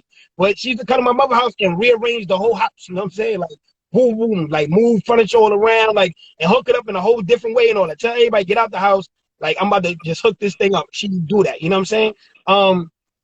We always had, you know what I'm saying? Like, I can honestly say we always had. But when I'm in the school and I'm in the streets, that's the life I'm living. You know what I mean? I was smart inside class. I'm in the front of class. I'm doing my work. I'm doing what I need to do. But I still like to play the hallways. You know what I'm saying? I still like to run around my team chasing after girls. I still like, you know what I'm saying? But I was still smart. You get what I mean? I had other friends. We not going to school. Nah, you go to school. I'm not doing all that. You know what I'm saying? Also, in the streets, I'm connected. I'm mad deeply in the streets. I mentioned earlier, like, most of the time from young age all the way up until now, like, when a person saw me doing something, well, I don't do anything bad now, I guess. But when I was younger, you know what I mean? When I was doing bad shit, I remember OGs in the hood, like, Yo, you just like your pops, you know what I'm saying? Or you one of them kids, or you one of them porters, you know what I mean? Like, so I associated being bad and doing bad things with my pops, you know what I'm saying? Which was dope. Like, I'm following my pops, you know what I'm saying? I look like my pops, people said. You know what I mean? I do look like my pops. Like, so I'm associating all of the negative stuff with my family, you know what I'm saying? Whereas, like, nobody was talking about, like, oh, you just like your uncle, and I got uncles that was lawyers and cops and, like, you know what I'm saying? Or directors of high schools and shit, like, I mean, of colleges and shit like that. Like, nobody not saying that. They only saying about the negative stuff that my uncle, the drug dealer uncle, you know what I'm saying? All that shit.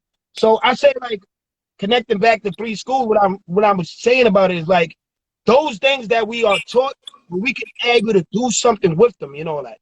I was able to just learn from my own behavior that I needed to cut certain things off in my life. I needed to stop doing certain things. I never forced none of me and my team. I never forced nobody to stop selling drugs. I just made it sense that I wasn't going to do it no more. And whoever in my team didn't do it, we didn't do it, you know that. And so I had a whole team. I'm the only dude in my whole team, me and Face pretty much, for years, but still to this day, never did drugs, never smoked weed, never popped a pill, never did none of that. You know what I'm saying? I ain't start drinking until 32 years old. You get what I mean? So, like, these are things that's uncommon inside the hood. You know what I mean? Like, not drinking, not smoking. Like, even my own mans and them, they be like, yo, you sure you don't want to hit this shit? You sure you don't want to drink some of this? And I'm like, nah, like, I'm not doing that. You know what I'm saying? And sticking to it. You get what I mean? Being able to understand, like, why it's not healthy for me, why it's not good for me, why it ain't gonna do nothing for me. And you remember, Cory, I used to be talking mad shit about people smoking weed and shit like that. You know what I'm saying? Like, until I met people that's dope, that smoke weed, that's scholars, like, you know what I mean? That's dope ass people. That's community people that got mad love that smoke weed. But I also know people that's not doing nothing that's smoking weed as well. And I always associate the same thing with drinking and all that. You know what I mean? I'm able to understand just from all them systems, just going back to the preach thing I was stating and all that, I was just able to understand, like, when I was able to tell my pops and mom, like, y'all need to stop blaming yourself for what the children is doing, is I was able to understand that at some point in our life, we take control over what we want to do. No matter what our situation is, no matter how fucked up the system is, you know what I mean? You have control over it. And sometimes what it is with us as a people is not having the discipline to stick through it when shit get hard, when shit get rough. You know what I'm saying? When we came home from prison, we knew that shit wasn't going to be laid in our lap. You know what I'm saying? So we had to struggle and we had to do what we need to do to get that and all that. You getting your PhD, that's a discipline, that's a struggle, that would make hard moments of your life that you had to, like, strive for, while at the same time having to handle mad other business, be a father, bring some income to the crib. You know what I'm saying? Like, teach H.O.L.L.A, you know what I'm saying? YOT, like, running a program, running other programs, building with mad different people. You had to go through mad, what's your name?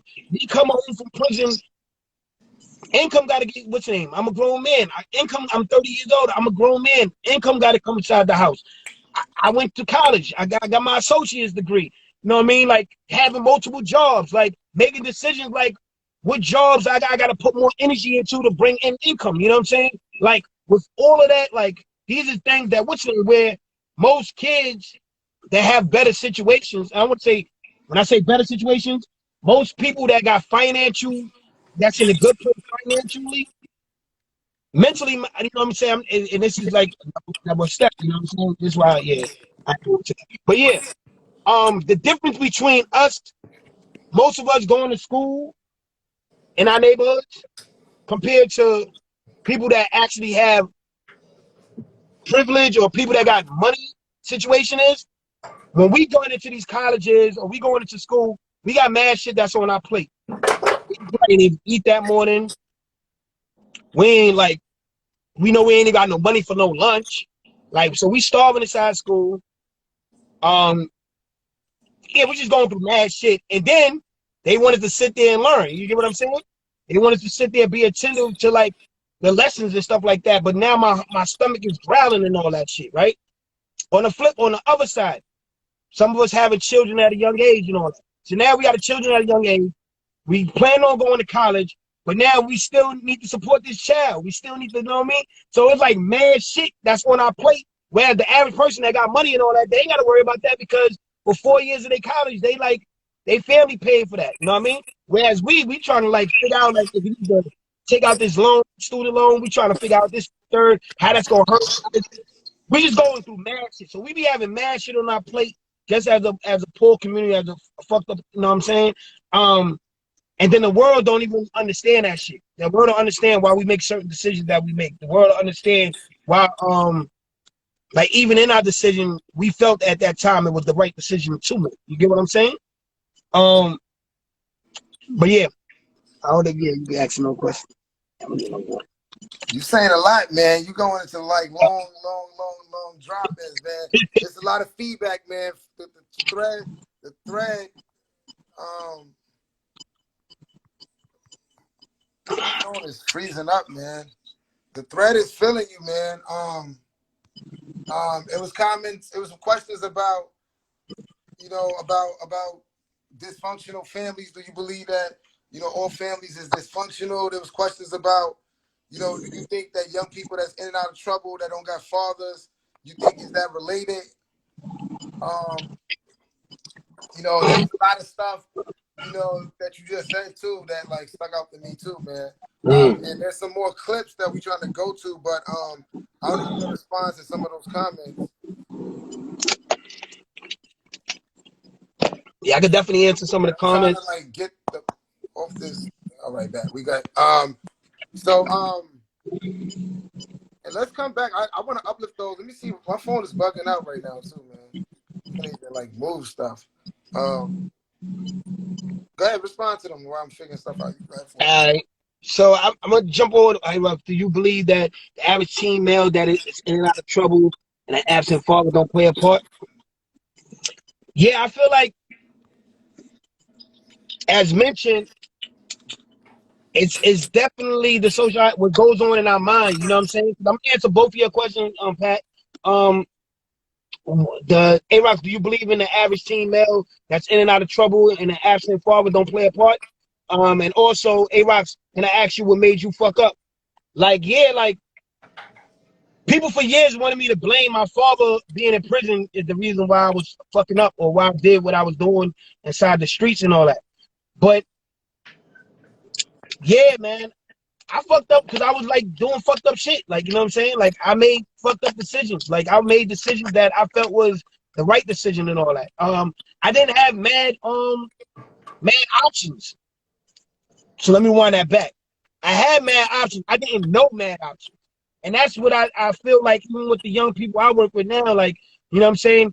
It's not that we don't have mad options because it's always mad options. When I went to jail and I started to like dissect mad shit and take time to like sit down and like really go into my own cases and shit like that, or go into like mad decisions I made that ended in a certain way. When I was reflecting on it, I was like, wow, man. Oftentimes you want to blame everybody else for why we did something. Like, yo, man, this dude fought because of this. I shot because of this. I killed or stabbed because of this. And when we rewind it and we look at the tape much clearer, and then we do that backstory and all that, and we go deep into the backstory, we realize like, yo, early that morning, I got in an argument with my girl. I was mad pissed. She got me tight, this, that, and the third, boom, boom. I went outside and I just started bumping people. But mad people just kept walking by. And then this one dude actually stopped and asked me why I bumped him. So that's the reason why I fought him and like I ended up stabbing him, some shit like that. You know what I mean? I'm gonna go to that extreme. So we'll blame like, oh, the early morning I stabbed, or the person. We'll blame the person for stopping and like confronting us about why we bumped. But we forget all about the other dynamic. Yeah, early that morning I had this argument, but the night before somebody did something and I held on to that energy. Then the next morning I got some more energy. Then I kept on getting these negative energy that made me lash out. And I say that to say, like, whether my pops was in jail or not, certain decisions I was making was solely on behavior of my own that I created, that I connected with socialized and connected into how the streets, how you handle certain things inside the streets. So this is why when I said earlier, like having family members that have both pops and moms there, that's just as loud or even louder than me. You know what I'm saying? Why I say that because they made conscious decisions too. They made conscious decisions in bad deep way. So does it have a connection of a father that's inside prison and a child that end up going inside prison? Do they have a connection? Of course, because it could work that way as well. If me, I like the fact that people said I was just like my pops, you know what I'm saying? That I looked just like them and that I acted just like them, you know what I'm saying? So bravo for that. I condition myself to, when I put in that work, when I'm doing something crazy, yeah, you know what I'm saying? Because I know that's how my pops would have gave it up, you know what I'm saying? That's what I got memories of them because that's what people told me, you get what I'm saying? But for me, I also understand that my pops always was telling me some positive shit. Always like just with mad understanding of like me as a human and just me. He not wanting me to come to prison. So my pops definitely wasn't trying to teach me to come to prison, but I was doing, like I said, doing everything that was gonna end myself inside prison and all that. And I think when people get that understanding that you have to make your own decisions and all that. Because there's so many people that made their own decision to create their own lane that never stepped up foot inside prison, never got handcuffs on them, never, you know what I'm saying, like that turned out to be, you know, whatever person they wanted to be and create that person that they wanted to be. Me, it was a blessing for me to go to prison. And like sometimes that shit be sounding crazy. You know what I mean? I remember I heard the big bro Larry White, you know what I mean? When he first came home, he was inside prison. We watched a video. Marlon, we got a video with it and all that. We watched the video, and I heard him say some shit like, "Yo," at one point he would, like when he was out, he was so like going through it and emotions outside because he wasn't getting the like the respect that that he and Larry White, like that's like our big pro. And shout out to Eliana's Larry White, Divine, he's like our big bro, he's like our big bros, like our answer to our prison that was part of like the Green Haven think tank and all that. But yeah, I just remember watching a video of him and he like just having like an interview and he's talking about like how at one point he wanted to come back inside prison. You get what I'm saying?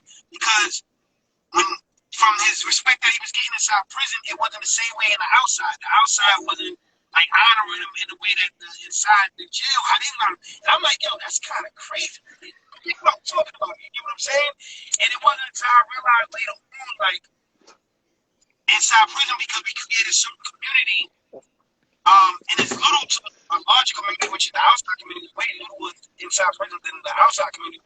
But once you gain a certain standard and stature, like once you gain a certain light and you living in a certain way, when you come outside, that shit ain't expected the same. That shit ain't like what's the name? Like nobody care, like you know what I mean, that you did last time for real, or nobody care that you got a doctorate while you like nobody care and all that. You like what the hell? Like, hold on, I'm the man, like you know what I'm saying? You honor like I'm the man. But the scariness of being outside, that could be taken away from you mad quick and easy. That scariness, I can understand why the prophet was saying, like, yo, at some point I wished I was back inside and all that. And still was crazy for me because I'm like, I don't even think like that. You know what I mean? Like, I'm mad, like, I'm always my hopefulness is always on 100. You know what I'm saying? Like, everybody that know me, they know I'm always, like, my visions is always, there's something beautiful is going to come out of it. And even when you're going through the worst situation, you're going through the most negative shit in your life, I'm always pushing, like, yo, you definitely gonna get out of that and check out the lesson you just learned in that situation and all that. Check out the like what you really created, because that's what prison did for me. I was able to the dopest thing that prison did for me, you know what I'm saying, which was a blessing, because if I'd have been dead, which that could have been a reality for me as well, you know what I'm saying, was giving me that time out to get into my own head, to get in my own thoughts and to see where I needed to be in life and all that. I'm not recommending prison for anybody, you know what I'm saying? But I am recommending taking a time out, pausing yourself, stopping. Because if I didn't get stopped, and the stop I got, like I said, is not death. Because death is a different type of stop. You can't create nothing after death. You know what I'm saying? It's like once death come, like it's no more. You can't create that new journey and all that. You get what I'm saying? But a stop, a pause, those is much needed, man. Like, and I tell everybody, even when you at your greatest right now, give yourself that pause, man. That pause is needed because in reality, a lot of us is ripping and running, and we don't understand how it affects our family. We don't understand how it affects our mentality. We don't understand how it affects everything that's around us and what is creating everything around us, you know. But them pauses is needed, man. And for me, the greatest pause I got was to stop because it helped a lot of my men stop what they was doing and all that. And once again, we was all leaders in our own right and all that. But we was running rampant, you know what I'm saying? Like I said, we was playing like we was Superman and putting ourselves in mad dangerous situations that could have landed us anywhere. You get what I'm saying? Could have created more damage.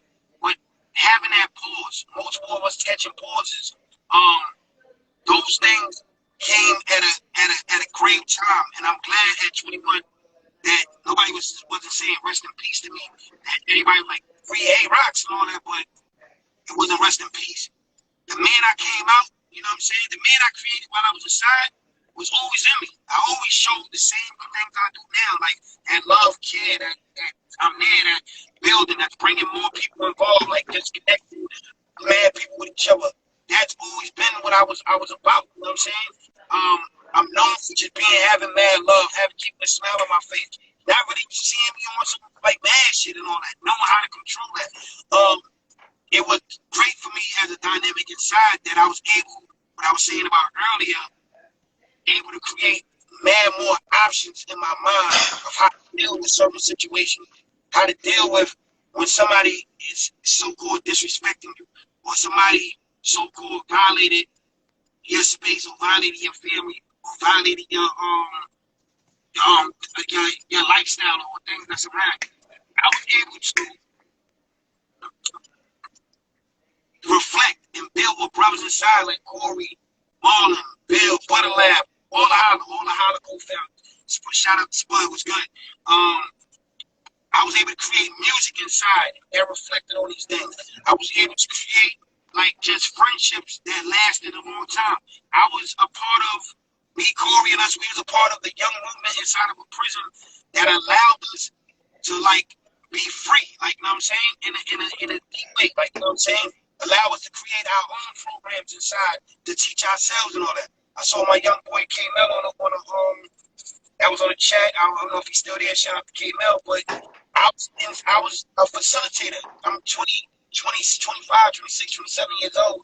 I'm one of the young facilitators inside the transition service program, which is like a program inside the prison where when people come inside the prison, we let them know what's going on inside the prison. And we go through like some teaching mad shit, like, you know what I mean? But being in that position, I was able to gather mad homies, mad crips, mad people that was mad affiliated, but just mad young people and tell them, like, listen, y'all need to fuck with this young movement that we have inside the prison, and we about to like change shit up inside the prison. And we out here, we saying peace, we not using the N-word, we don't call women bees, and we set up like classes on a weekly basis, like telling dudes like, forget we not going to the gym today. Come to this class right here. We're going to pack it up 30, 40 deep. We're going to talk about real men shit. You know what I mean? Like, what you trying to do when you get out in the hood. What you trying to do. And, like, hearing people real thoughts and all that. Matter of fact, share your story. Share, like, what's going on. There's no set topic. What's on your mind, get it off your chest and all that. Like, this is what we want to build about. And simultaneously, while we was doing that, we created H.O.L.L.A, we go together. You get what I'm saying? And from all of that energy, we had all the minutes out of prison, like L.A, we just talking about Kev, Eric White, Butterlab, just mad OGs that were just dope in their own way and all that shit. You know what I'm saying? Big Lou and all that.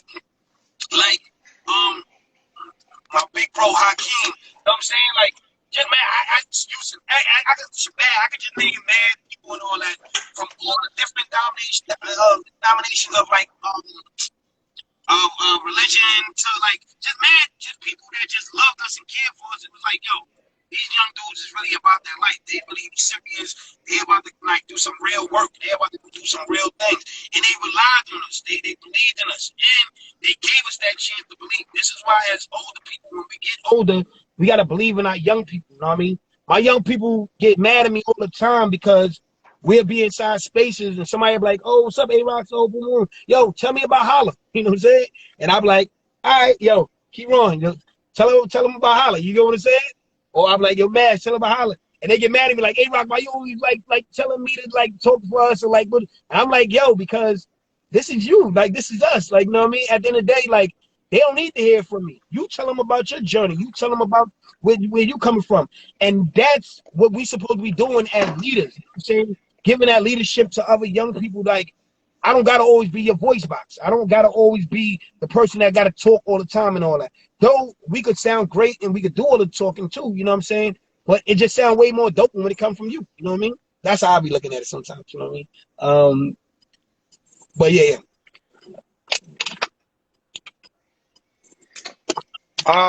That was a lot, man. Shout out to all of that, man. We ain't gonna be able to get to the rest of the questions. You know, it's already past 8, man, and I feel like Damn, it's past 8 already? Damn. Yeah, I feel like you going in. And I feel like we got some N words, man. Let's stay away from the N word. Shout out to the ancestors. There's a lot of that's right, a lot of feedback, a lot of like somebody meet you trying to go live with us. People talking about revolution now. I think you said a lot, man. It's a lot to unpack in that, man. I think that was a lot. I don't know how people digested and heard all of that, man. You started in one place and went so many other places. I think what comes to me is just thinking about like what we started with, like homeschool, school, and like street school, and just understanding all of us got our own configuration and our own kind of like own unique formula of what home is, what school is, what the streets is for us, and all of that is beauty and messy at the same time in all of those areas. But part of what I hear from what you're saying in the documentary that lands on me is like thinking about historical trauma and thinking about healing justice that's responding to like trying to get our people back to blackness, like you said, identifying ourselves, getting our people back to loving ourselves, and our people back to like knowing how to self-determine and understanding our elders and ancestors and grandmas, they journey to like to the moments in like the 1900s and in the 1960s and the 1990s where we came around and how they got here. Part of that work is kind of like trying to journey back because white supremacy is in the home, colonization and colonization and enslavement is like in our street culture, and it's also in like our school culture and our curriculum. So and so you get in all of those vibrations of development of like all of this mess at different places that come out to you depending on who your family is, what's their history in different ways. And even like just hearing you talk about earlier when you was talking about what your mom was going through at home and like the domestic violence and how that situation played out, and even how you felt about like you was like, damn, like all of that talks about like even when we so-called do justice or try to bring harm, it's probably with some other harm or a certain kind of pedagogy that like we only know how to give a pedagogy of harm to each other. Like even when we so-called protecting each other, and that's part of like our home school, our family school, and our street school. That's like how we love each other, how we hold it down for each other. Even when I hear you say like, yo, people gave me ups about my father, but a lot of times is when I was in the street stuff. And that's like love, and that's street love, but also maybe some of that stuff that come with that, you probably can't use all the way to raise your children. You might can't use all the way to pass on to like your daughter and stuff. Some of that stuff that they affirm in you in the community, that's deep love that comes from your father, that comes from the community.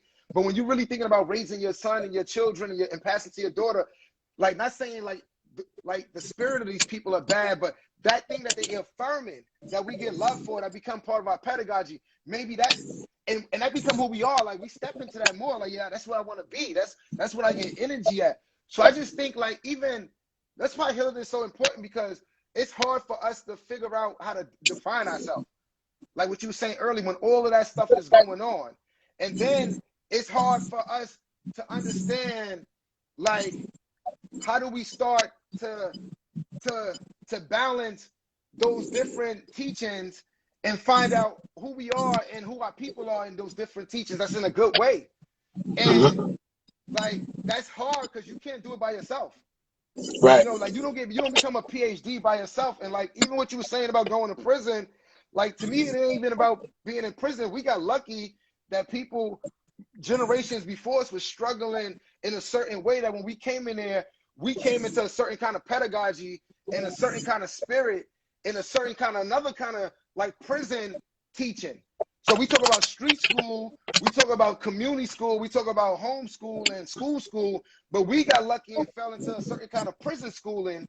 And that certain kind of prison schooling that was being built since the 60s and 70s was men and women doing work on themselves, building curriculum, thinking about how they can heal themselves and heal a community. So when we came into prison in the 2000s, with all of our like confusion, with all of the schools of thought that we had going into prison, we got lucky enough to find each other, but also we got lucky enough to find this legacy and this kind of like this kind of school and this kind of roadmap that could start connecting some of our hopes that we have individually to like what we seen other people doing, to like a community, to H.O.L.L.A, to Marlin, to Butter Lab, to all of the people you was naming.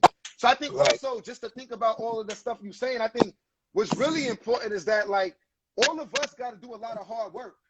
Because like we all are like the fathers, the mothers, the children from those dysfunctional homes, the cousins. And like while you got like a situation where like your mom's, your cousin or your family might have been doing you, like the way you situated other situations, you was doing that to another cousin, another aunt, another person in your community, another person that was lower in the status, or you internalize those feelings because you know you can't be yourself because you know how family is. You know how you is to other people. So we all got to figure out how we navigate all of those schools. Like, and forget becoming a PhD, forget becoming like you got to figure out like how you love yourself, how you love yourself enough to come back to start loving the people that probably hurt you the most when you think about your mom, when you think about your block, when you think about your community, when you think about like the things that make you who you are. And a lot of that is the hurt we is, the way we got to like survive. That's like what make we are. Like when we started using drugs a lot, when we were scheming on people, when we had to learn out what block not to go to and what block we can go to. When we had to learn out, like if you talk about my mom's, this is how I'm gonna respond to that. When we had to learn out, like if somebody steals something from my neighborhood, this is what goes on. If you had to learn out, like when you walk through certain people's neighborhoods, this is what you gotta expect. So this is how we learn stuff, and we have these experiences, and then they become our knowledge, our street knowledge, our block knowledge, our hood knowledge, and a lot of that is wrapped up in a historical force of hurt. And we all got a responsibility, like no matter where you at, if you like the CEO, the person in prison, the moms, like if you black and you got like deep Afro diasporal roots of blackness from the Barbados to Mississippi to Trinidad, like you got a deep historical responsibility to first find out how to love yourself and redefine yourself, like Arocks said, because your name probably be somebody else's name that come from a place of starting off from not defining you, but it's bigger than just your name, because we all know that these different schools done schooled us. So I just want to like ground that in healing justice and like and some leaving for us that like all of that is beautiful and we all got like work to do. Like part of the revolution is like we ain't gonna have enough capacity when we go to revolution to hold it down when they cut the water off, to hold it down. When we got to study to figure out how we break down some of these things that's in us, we don't got enough capacity to read. We don't got enough capacity to trust each other, to hold each other down, because we ain't been healing. We got too many of these school and street knowledges in us and too much addiction and beat up by addiction, how that not only make us weak individually, but make people around us not trust us, and how we got to work through all of the dynamics in our personal family, let alone community family, before we can really ask, like, are we ready to heal? Are we ready to, like, ask for peace? Are we ready to love ourselves? Because when you ask that, you got to look at each other like, yo, are you really ready to struggle? And some of us can't even like kick it with our father. We talked about this earlier. Some of us like are not like Arocks. Our father that hasn't been around us for so long and whatever, we can't even build with that. When you think we go to revolution, you think it's gonna be another one of your mans from another block or another sister from another project who didn't love their child just like how your father didn't love you? What you gonna say to her when she comes to the table? What you gonna say when she like cause we all your cousin might say that to you, but yo, you like this too to me. You like this to grandma. So I'm saying we all gotta figure out how we get stronger, how we build up our capacity to love ourselves, to know who we are, to know how to do medicine, to like study how to heal each other.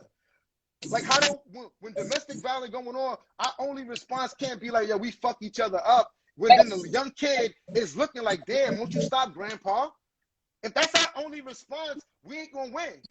If our only response is when our sisters is getting beat up by another brother who's historically hurt, and then the young person who also want this person to stop hurting their moms, see somebody else hurting this other person, feels like, damn, can you stop that?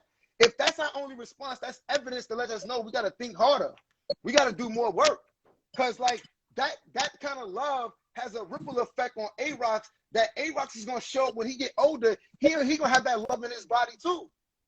He gonna have that love in his body too. That's gonna show up on another black girl, another black community, another black person. That's gonna replicate. So if that's our only answer to what we call a punk or to what we call our family, if our only answer is to do that, where Arocks gotta see that, you could just know that your next daughter, your next son, your next niece, who's in another neighborhood in Chicago, Detroit, Arocks might not be good enough through enough experiences after 7, 9, 15 to love them in a different way. He might only know to treat them that way. And I might do the same thing, and everybody else in our own family dynamic that see what we see, that do what we do to each other. So I think that was a beautiful way not to go into some of those other clips, but also give us some spirit about some spirit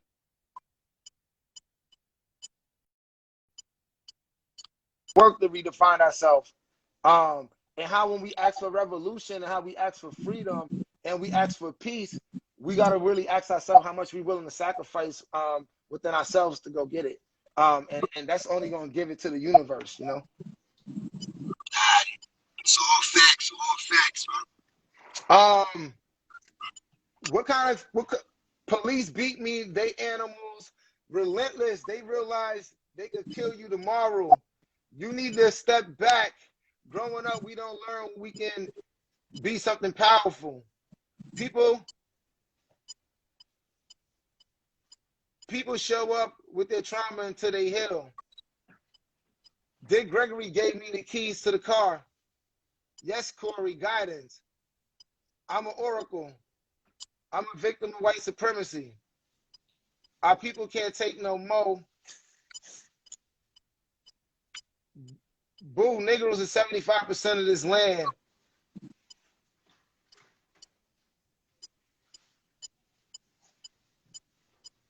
Nah, man, you got to destroy. We definitely got to destroy all those people. You got to destroy that in you first. We got to destroy that white supremacy and that sexism and that enslavement. And that's first as we work to destroy all of the systems and the people, you know, and the history around us, you know. But, you know, what we learn from the school, the street school, you know, homeschool, the prison school, and all of our like interpersonal communities is that like those things inform us from that history. Those systems is within those interpersonal dynamics. So Arocks, man, we didn't even get to the closing round, man. I'll let you close out, man, with some. And you know, those questions is we can end it with those. You know, we can speed through them. If you want to do the questions, the speed round questions and all that, because those are like needed. Plus, those are our things. And we can leave the people with definitely some questions for their own selves and all that. And thank you everybody for like your comments and stuff like that. It's mad deep, Chica Boom Diva. Yeah, this shit is like what Cory was talking about, like dismantling the system is definitely checking ourselves. because we don't check ourselves, and once you get that time out, we don't reflect, and we don't really like have an understanding of like how we can replicate that same system that's been indoctrinated in us. Then what we're gonna create is the same system. We're just gonna have us as the face of it. You get what I'm saying? We can tell that in our own household. We can talk that. I'm definitely talking revolution. You ain't talking revolution. You ain't woke. Now we definitely talking revolution, but this is how the revolution starts. You know what I'm saying? The revolution just don't start with us jumping out the window and just killing. You know what I'm saying? Well, just what's saying? We really gotta kill that inner shit that's in us that we've been groomed with for years. That we don't even understand how deep we've been groomed with that. For years, I thought that like handling shit, you know what I mean, in a violent way, when somebody do something violent to me, or when somebody act like they're gonna do something violent to me to handle it and do it, kill it off in a quick way, in violent way, was the way to go out. I didn't know that it was mad other options, you know what I'm saying? Some people just going through shit on a daily basis that you have no idea of, but we don't have no idea of, but yet that person will lash out, and automatically we use violence as the tool to stop that person. You get what I'm saying? This is why our police systems is fucked up. Why? Because it's come from a fucked up system that at one point we didn't even know. You know what I'm saying? And some people gotta go. You know what I'm saying? But at the same time, that go can be, some people we gotta wash away all this fucked up shit that we, like I said, that we have been indoctrinated in. All this fucked up shit that is learned behavior that we've been carrying on for years and all that shit. The street schools taught me certain lessons that still today that I hold on to. You know what I'm saying? Why? Because it's just smart. It's strategic. You know what I'm saying? So, so it just makes sense to keep that. But then my school shit taught me some shit that I keep as well. And then my home school, which is one of my best schools, taught me bad values and stuff that I still hold on to this day. But I know some of that home shit, some of that street shit, and some of that school shit definitely fucked me up in many ways where if I don't check myself now, I'm just going to continue and create the same cycle and all that. And I say this from a point. I remember one time I was like talking to my man, and I was like, damn, man. Like, shout out to my son. Isaiah was good. I was like, damn, son. My son only like sports, he play basketball and shit like that, right? And I was mad at my son, you know what I'm saying? I'm like, damn, I'm one of them, like, I had dreams, like, I had him young, so when I would get older, I could bust his ass in basketball, like, you know what I'm saying? My reality for me, my man was like, yo, that's kind of a good thing, like, your son not like you. I'm like, what the fuck you mean? Like, that's kind of good, right? I'm like, to me, that's good. But the reality was, like, oftentimes, us as fathers, we want our son to be just like us. Who was I at my son age? Who was I as a, you know what I mean, as a young person? I was heavily involved in the streets. I was heavily, like, creating myself, my path to go to prison and all that. So, yes, I'm definitely happy my son didn't turn out, you know what I'm saying? My son graduated from high school. Like, I'm definitely, like happy about all of that, you know what I'm saying? But, yeah, sometimes we get caught up in so much wanting, like, our children to be just like us and all that. My son got mad at my ways too and all that, smile, all that shit. But it's sometimes we get caught up in that, but we don't even understand, like, what is that leading us into? What that is gonna, what's that gonna create? And sometimes we create that with our own families, you know what I'm saying? So we gotta be able to understand that it's gonna take some washing with ourselves, like some cleansing, some real, like I said, that break to really dismantle some of the bullshit that we kind of learned from these schools and all that. You get what I'm saying? The home school, street school, and the home school, street school, and the school and all that. And then, like Cory said, even added in the prison school. Some prison behaviors we come out with that gotta get killed, you know what I'm saying, that we gotta take away because it's only gonna cause harm and all that. You know what I'm saying? It's only gonna cause the truth to not be, like, what's it? And if you're building a revolution, just to end with this, like, yeah, we gotta be all on one accord, you know what I'm saying? We gotta listen to each other, we gotta build with each other, you know what I'm saying? But yeah. Nah, that's good, man. We gonna wrap up on this, man. I gotta go too, man. We way over, man.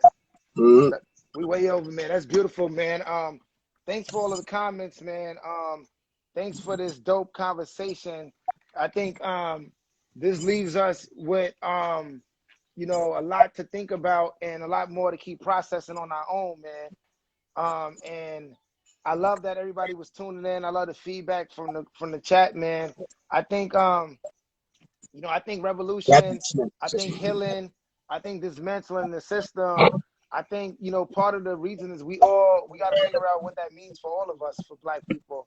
And we definitely got to think about our young people. We got to think about our most marginalized people, like that people are impacted by drugs, by dope, by crack, by homelessness. We got to think about our elders and our ancestors. And we need all of those like energies to help us. We got to think about, like, when you think about Chicago, and you think about all of the street Black on Black stuff, a lot of us are not even connected to like our family on the streets like that in Chicago. A lot of us doing panels and doing lives like this, like we ain't in other conversations with other community members that we all need to be more connected with too. And I think this is so much energy about how much work we already doing and what we need to do to win. And I'm gonna end this live by bumping one of our songs called "Stand Up." We got another live coming up December 3rd with one of our co-founders, Terrell. We got more lives coming up with our young person, Mashley. Chico Boom Diva, if you want to jump on and you want to be on a live, you could like message us. We can get you on a live too. Anybody else want to get on a live? Meech, if you want to as well, Meech. Anybody want to like jump on a live? Yeah, if y'all want to jump on a live, have your own day to go in and build and share. Y'all could jump on, man. Send us some messages. Send us some. We'll chop it up. We'll figure out what day works, and we can go live with you. Let the folks know when you coming back, and we can just go in. That way you can really get a chance to share your point, uplift the documentary, talk about some of the healing that you're doing, and we can respond to that. So let's follow up with that, man. More to come, man. Share this video. Thank you, Arocks, so much. We're going to end it out, man, with Stand Up, and everybody have a good night, man. Take care. No, peace, man. Get ready for them circles too, y'all. January.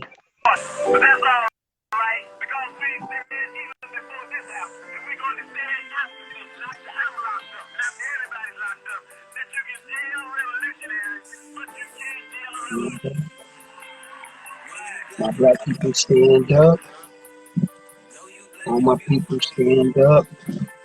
YOC, Alex and Mash in the building. Stand up.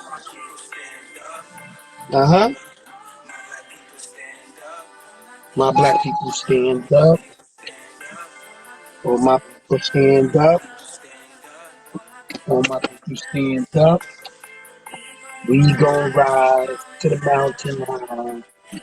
Ain't nobody gonna stop us. We unify together, got the power. All my people stand up. All my people stand up. All my people stand up. All my people stand.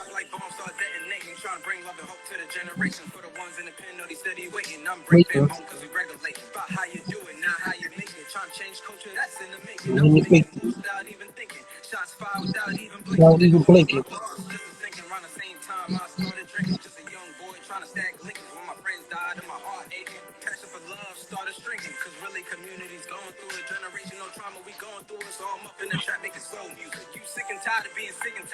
Tight. Right.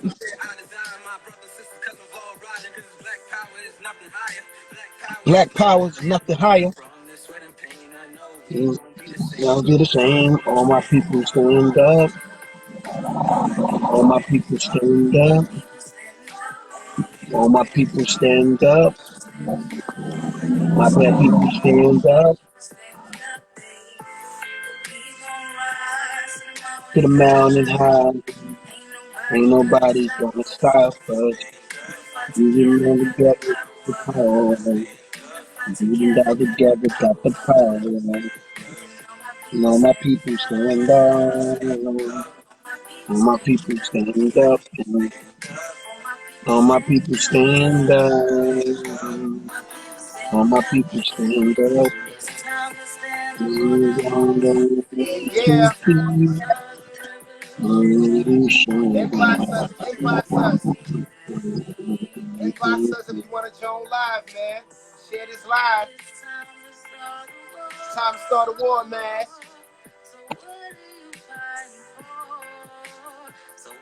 This will be recorded and be on YouTube, so look for it on YouTube, y'all. On our YouTube channel, H.O.L.L.A TV. I'm the arm for the people you can't King, reach. Whenever you cold and need fire, I be the heat. To the people unwoke, I'm about to wake you out your sleep. No sleep, matter the circumstances, you will never see never defeat. see defeat. For generations, our people soared our greatness. Even though we went through enslavement, we Waiting, organized and was patient. Victory so patience, sweet, we can taste it. We kicking waiting, doors while we waiting for all waiting. our people in cages. Make, United, we stand. If if divided, we divided, fall. we We fall. are brothers and sisters, yeah, we done been through it all. Roll. It's time to put our differences aside. It's time we come along to defeat the opposing side. So now, United we stand. Divided, we gonna fall, man. Stand up. All my people stand up. My black people stand up.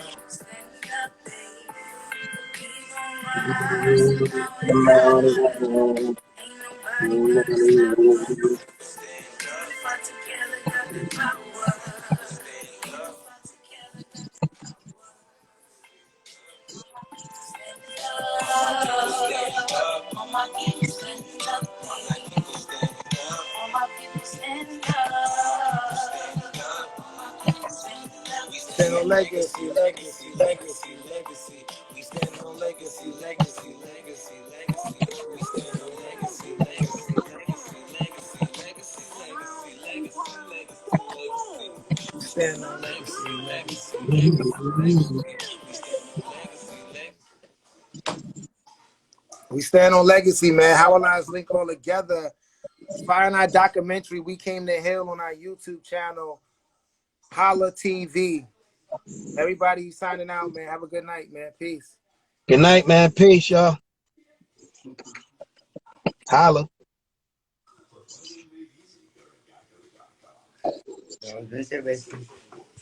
You heard it? You can't end it. Good night, y'all. Much love, man.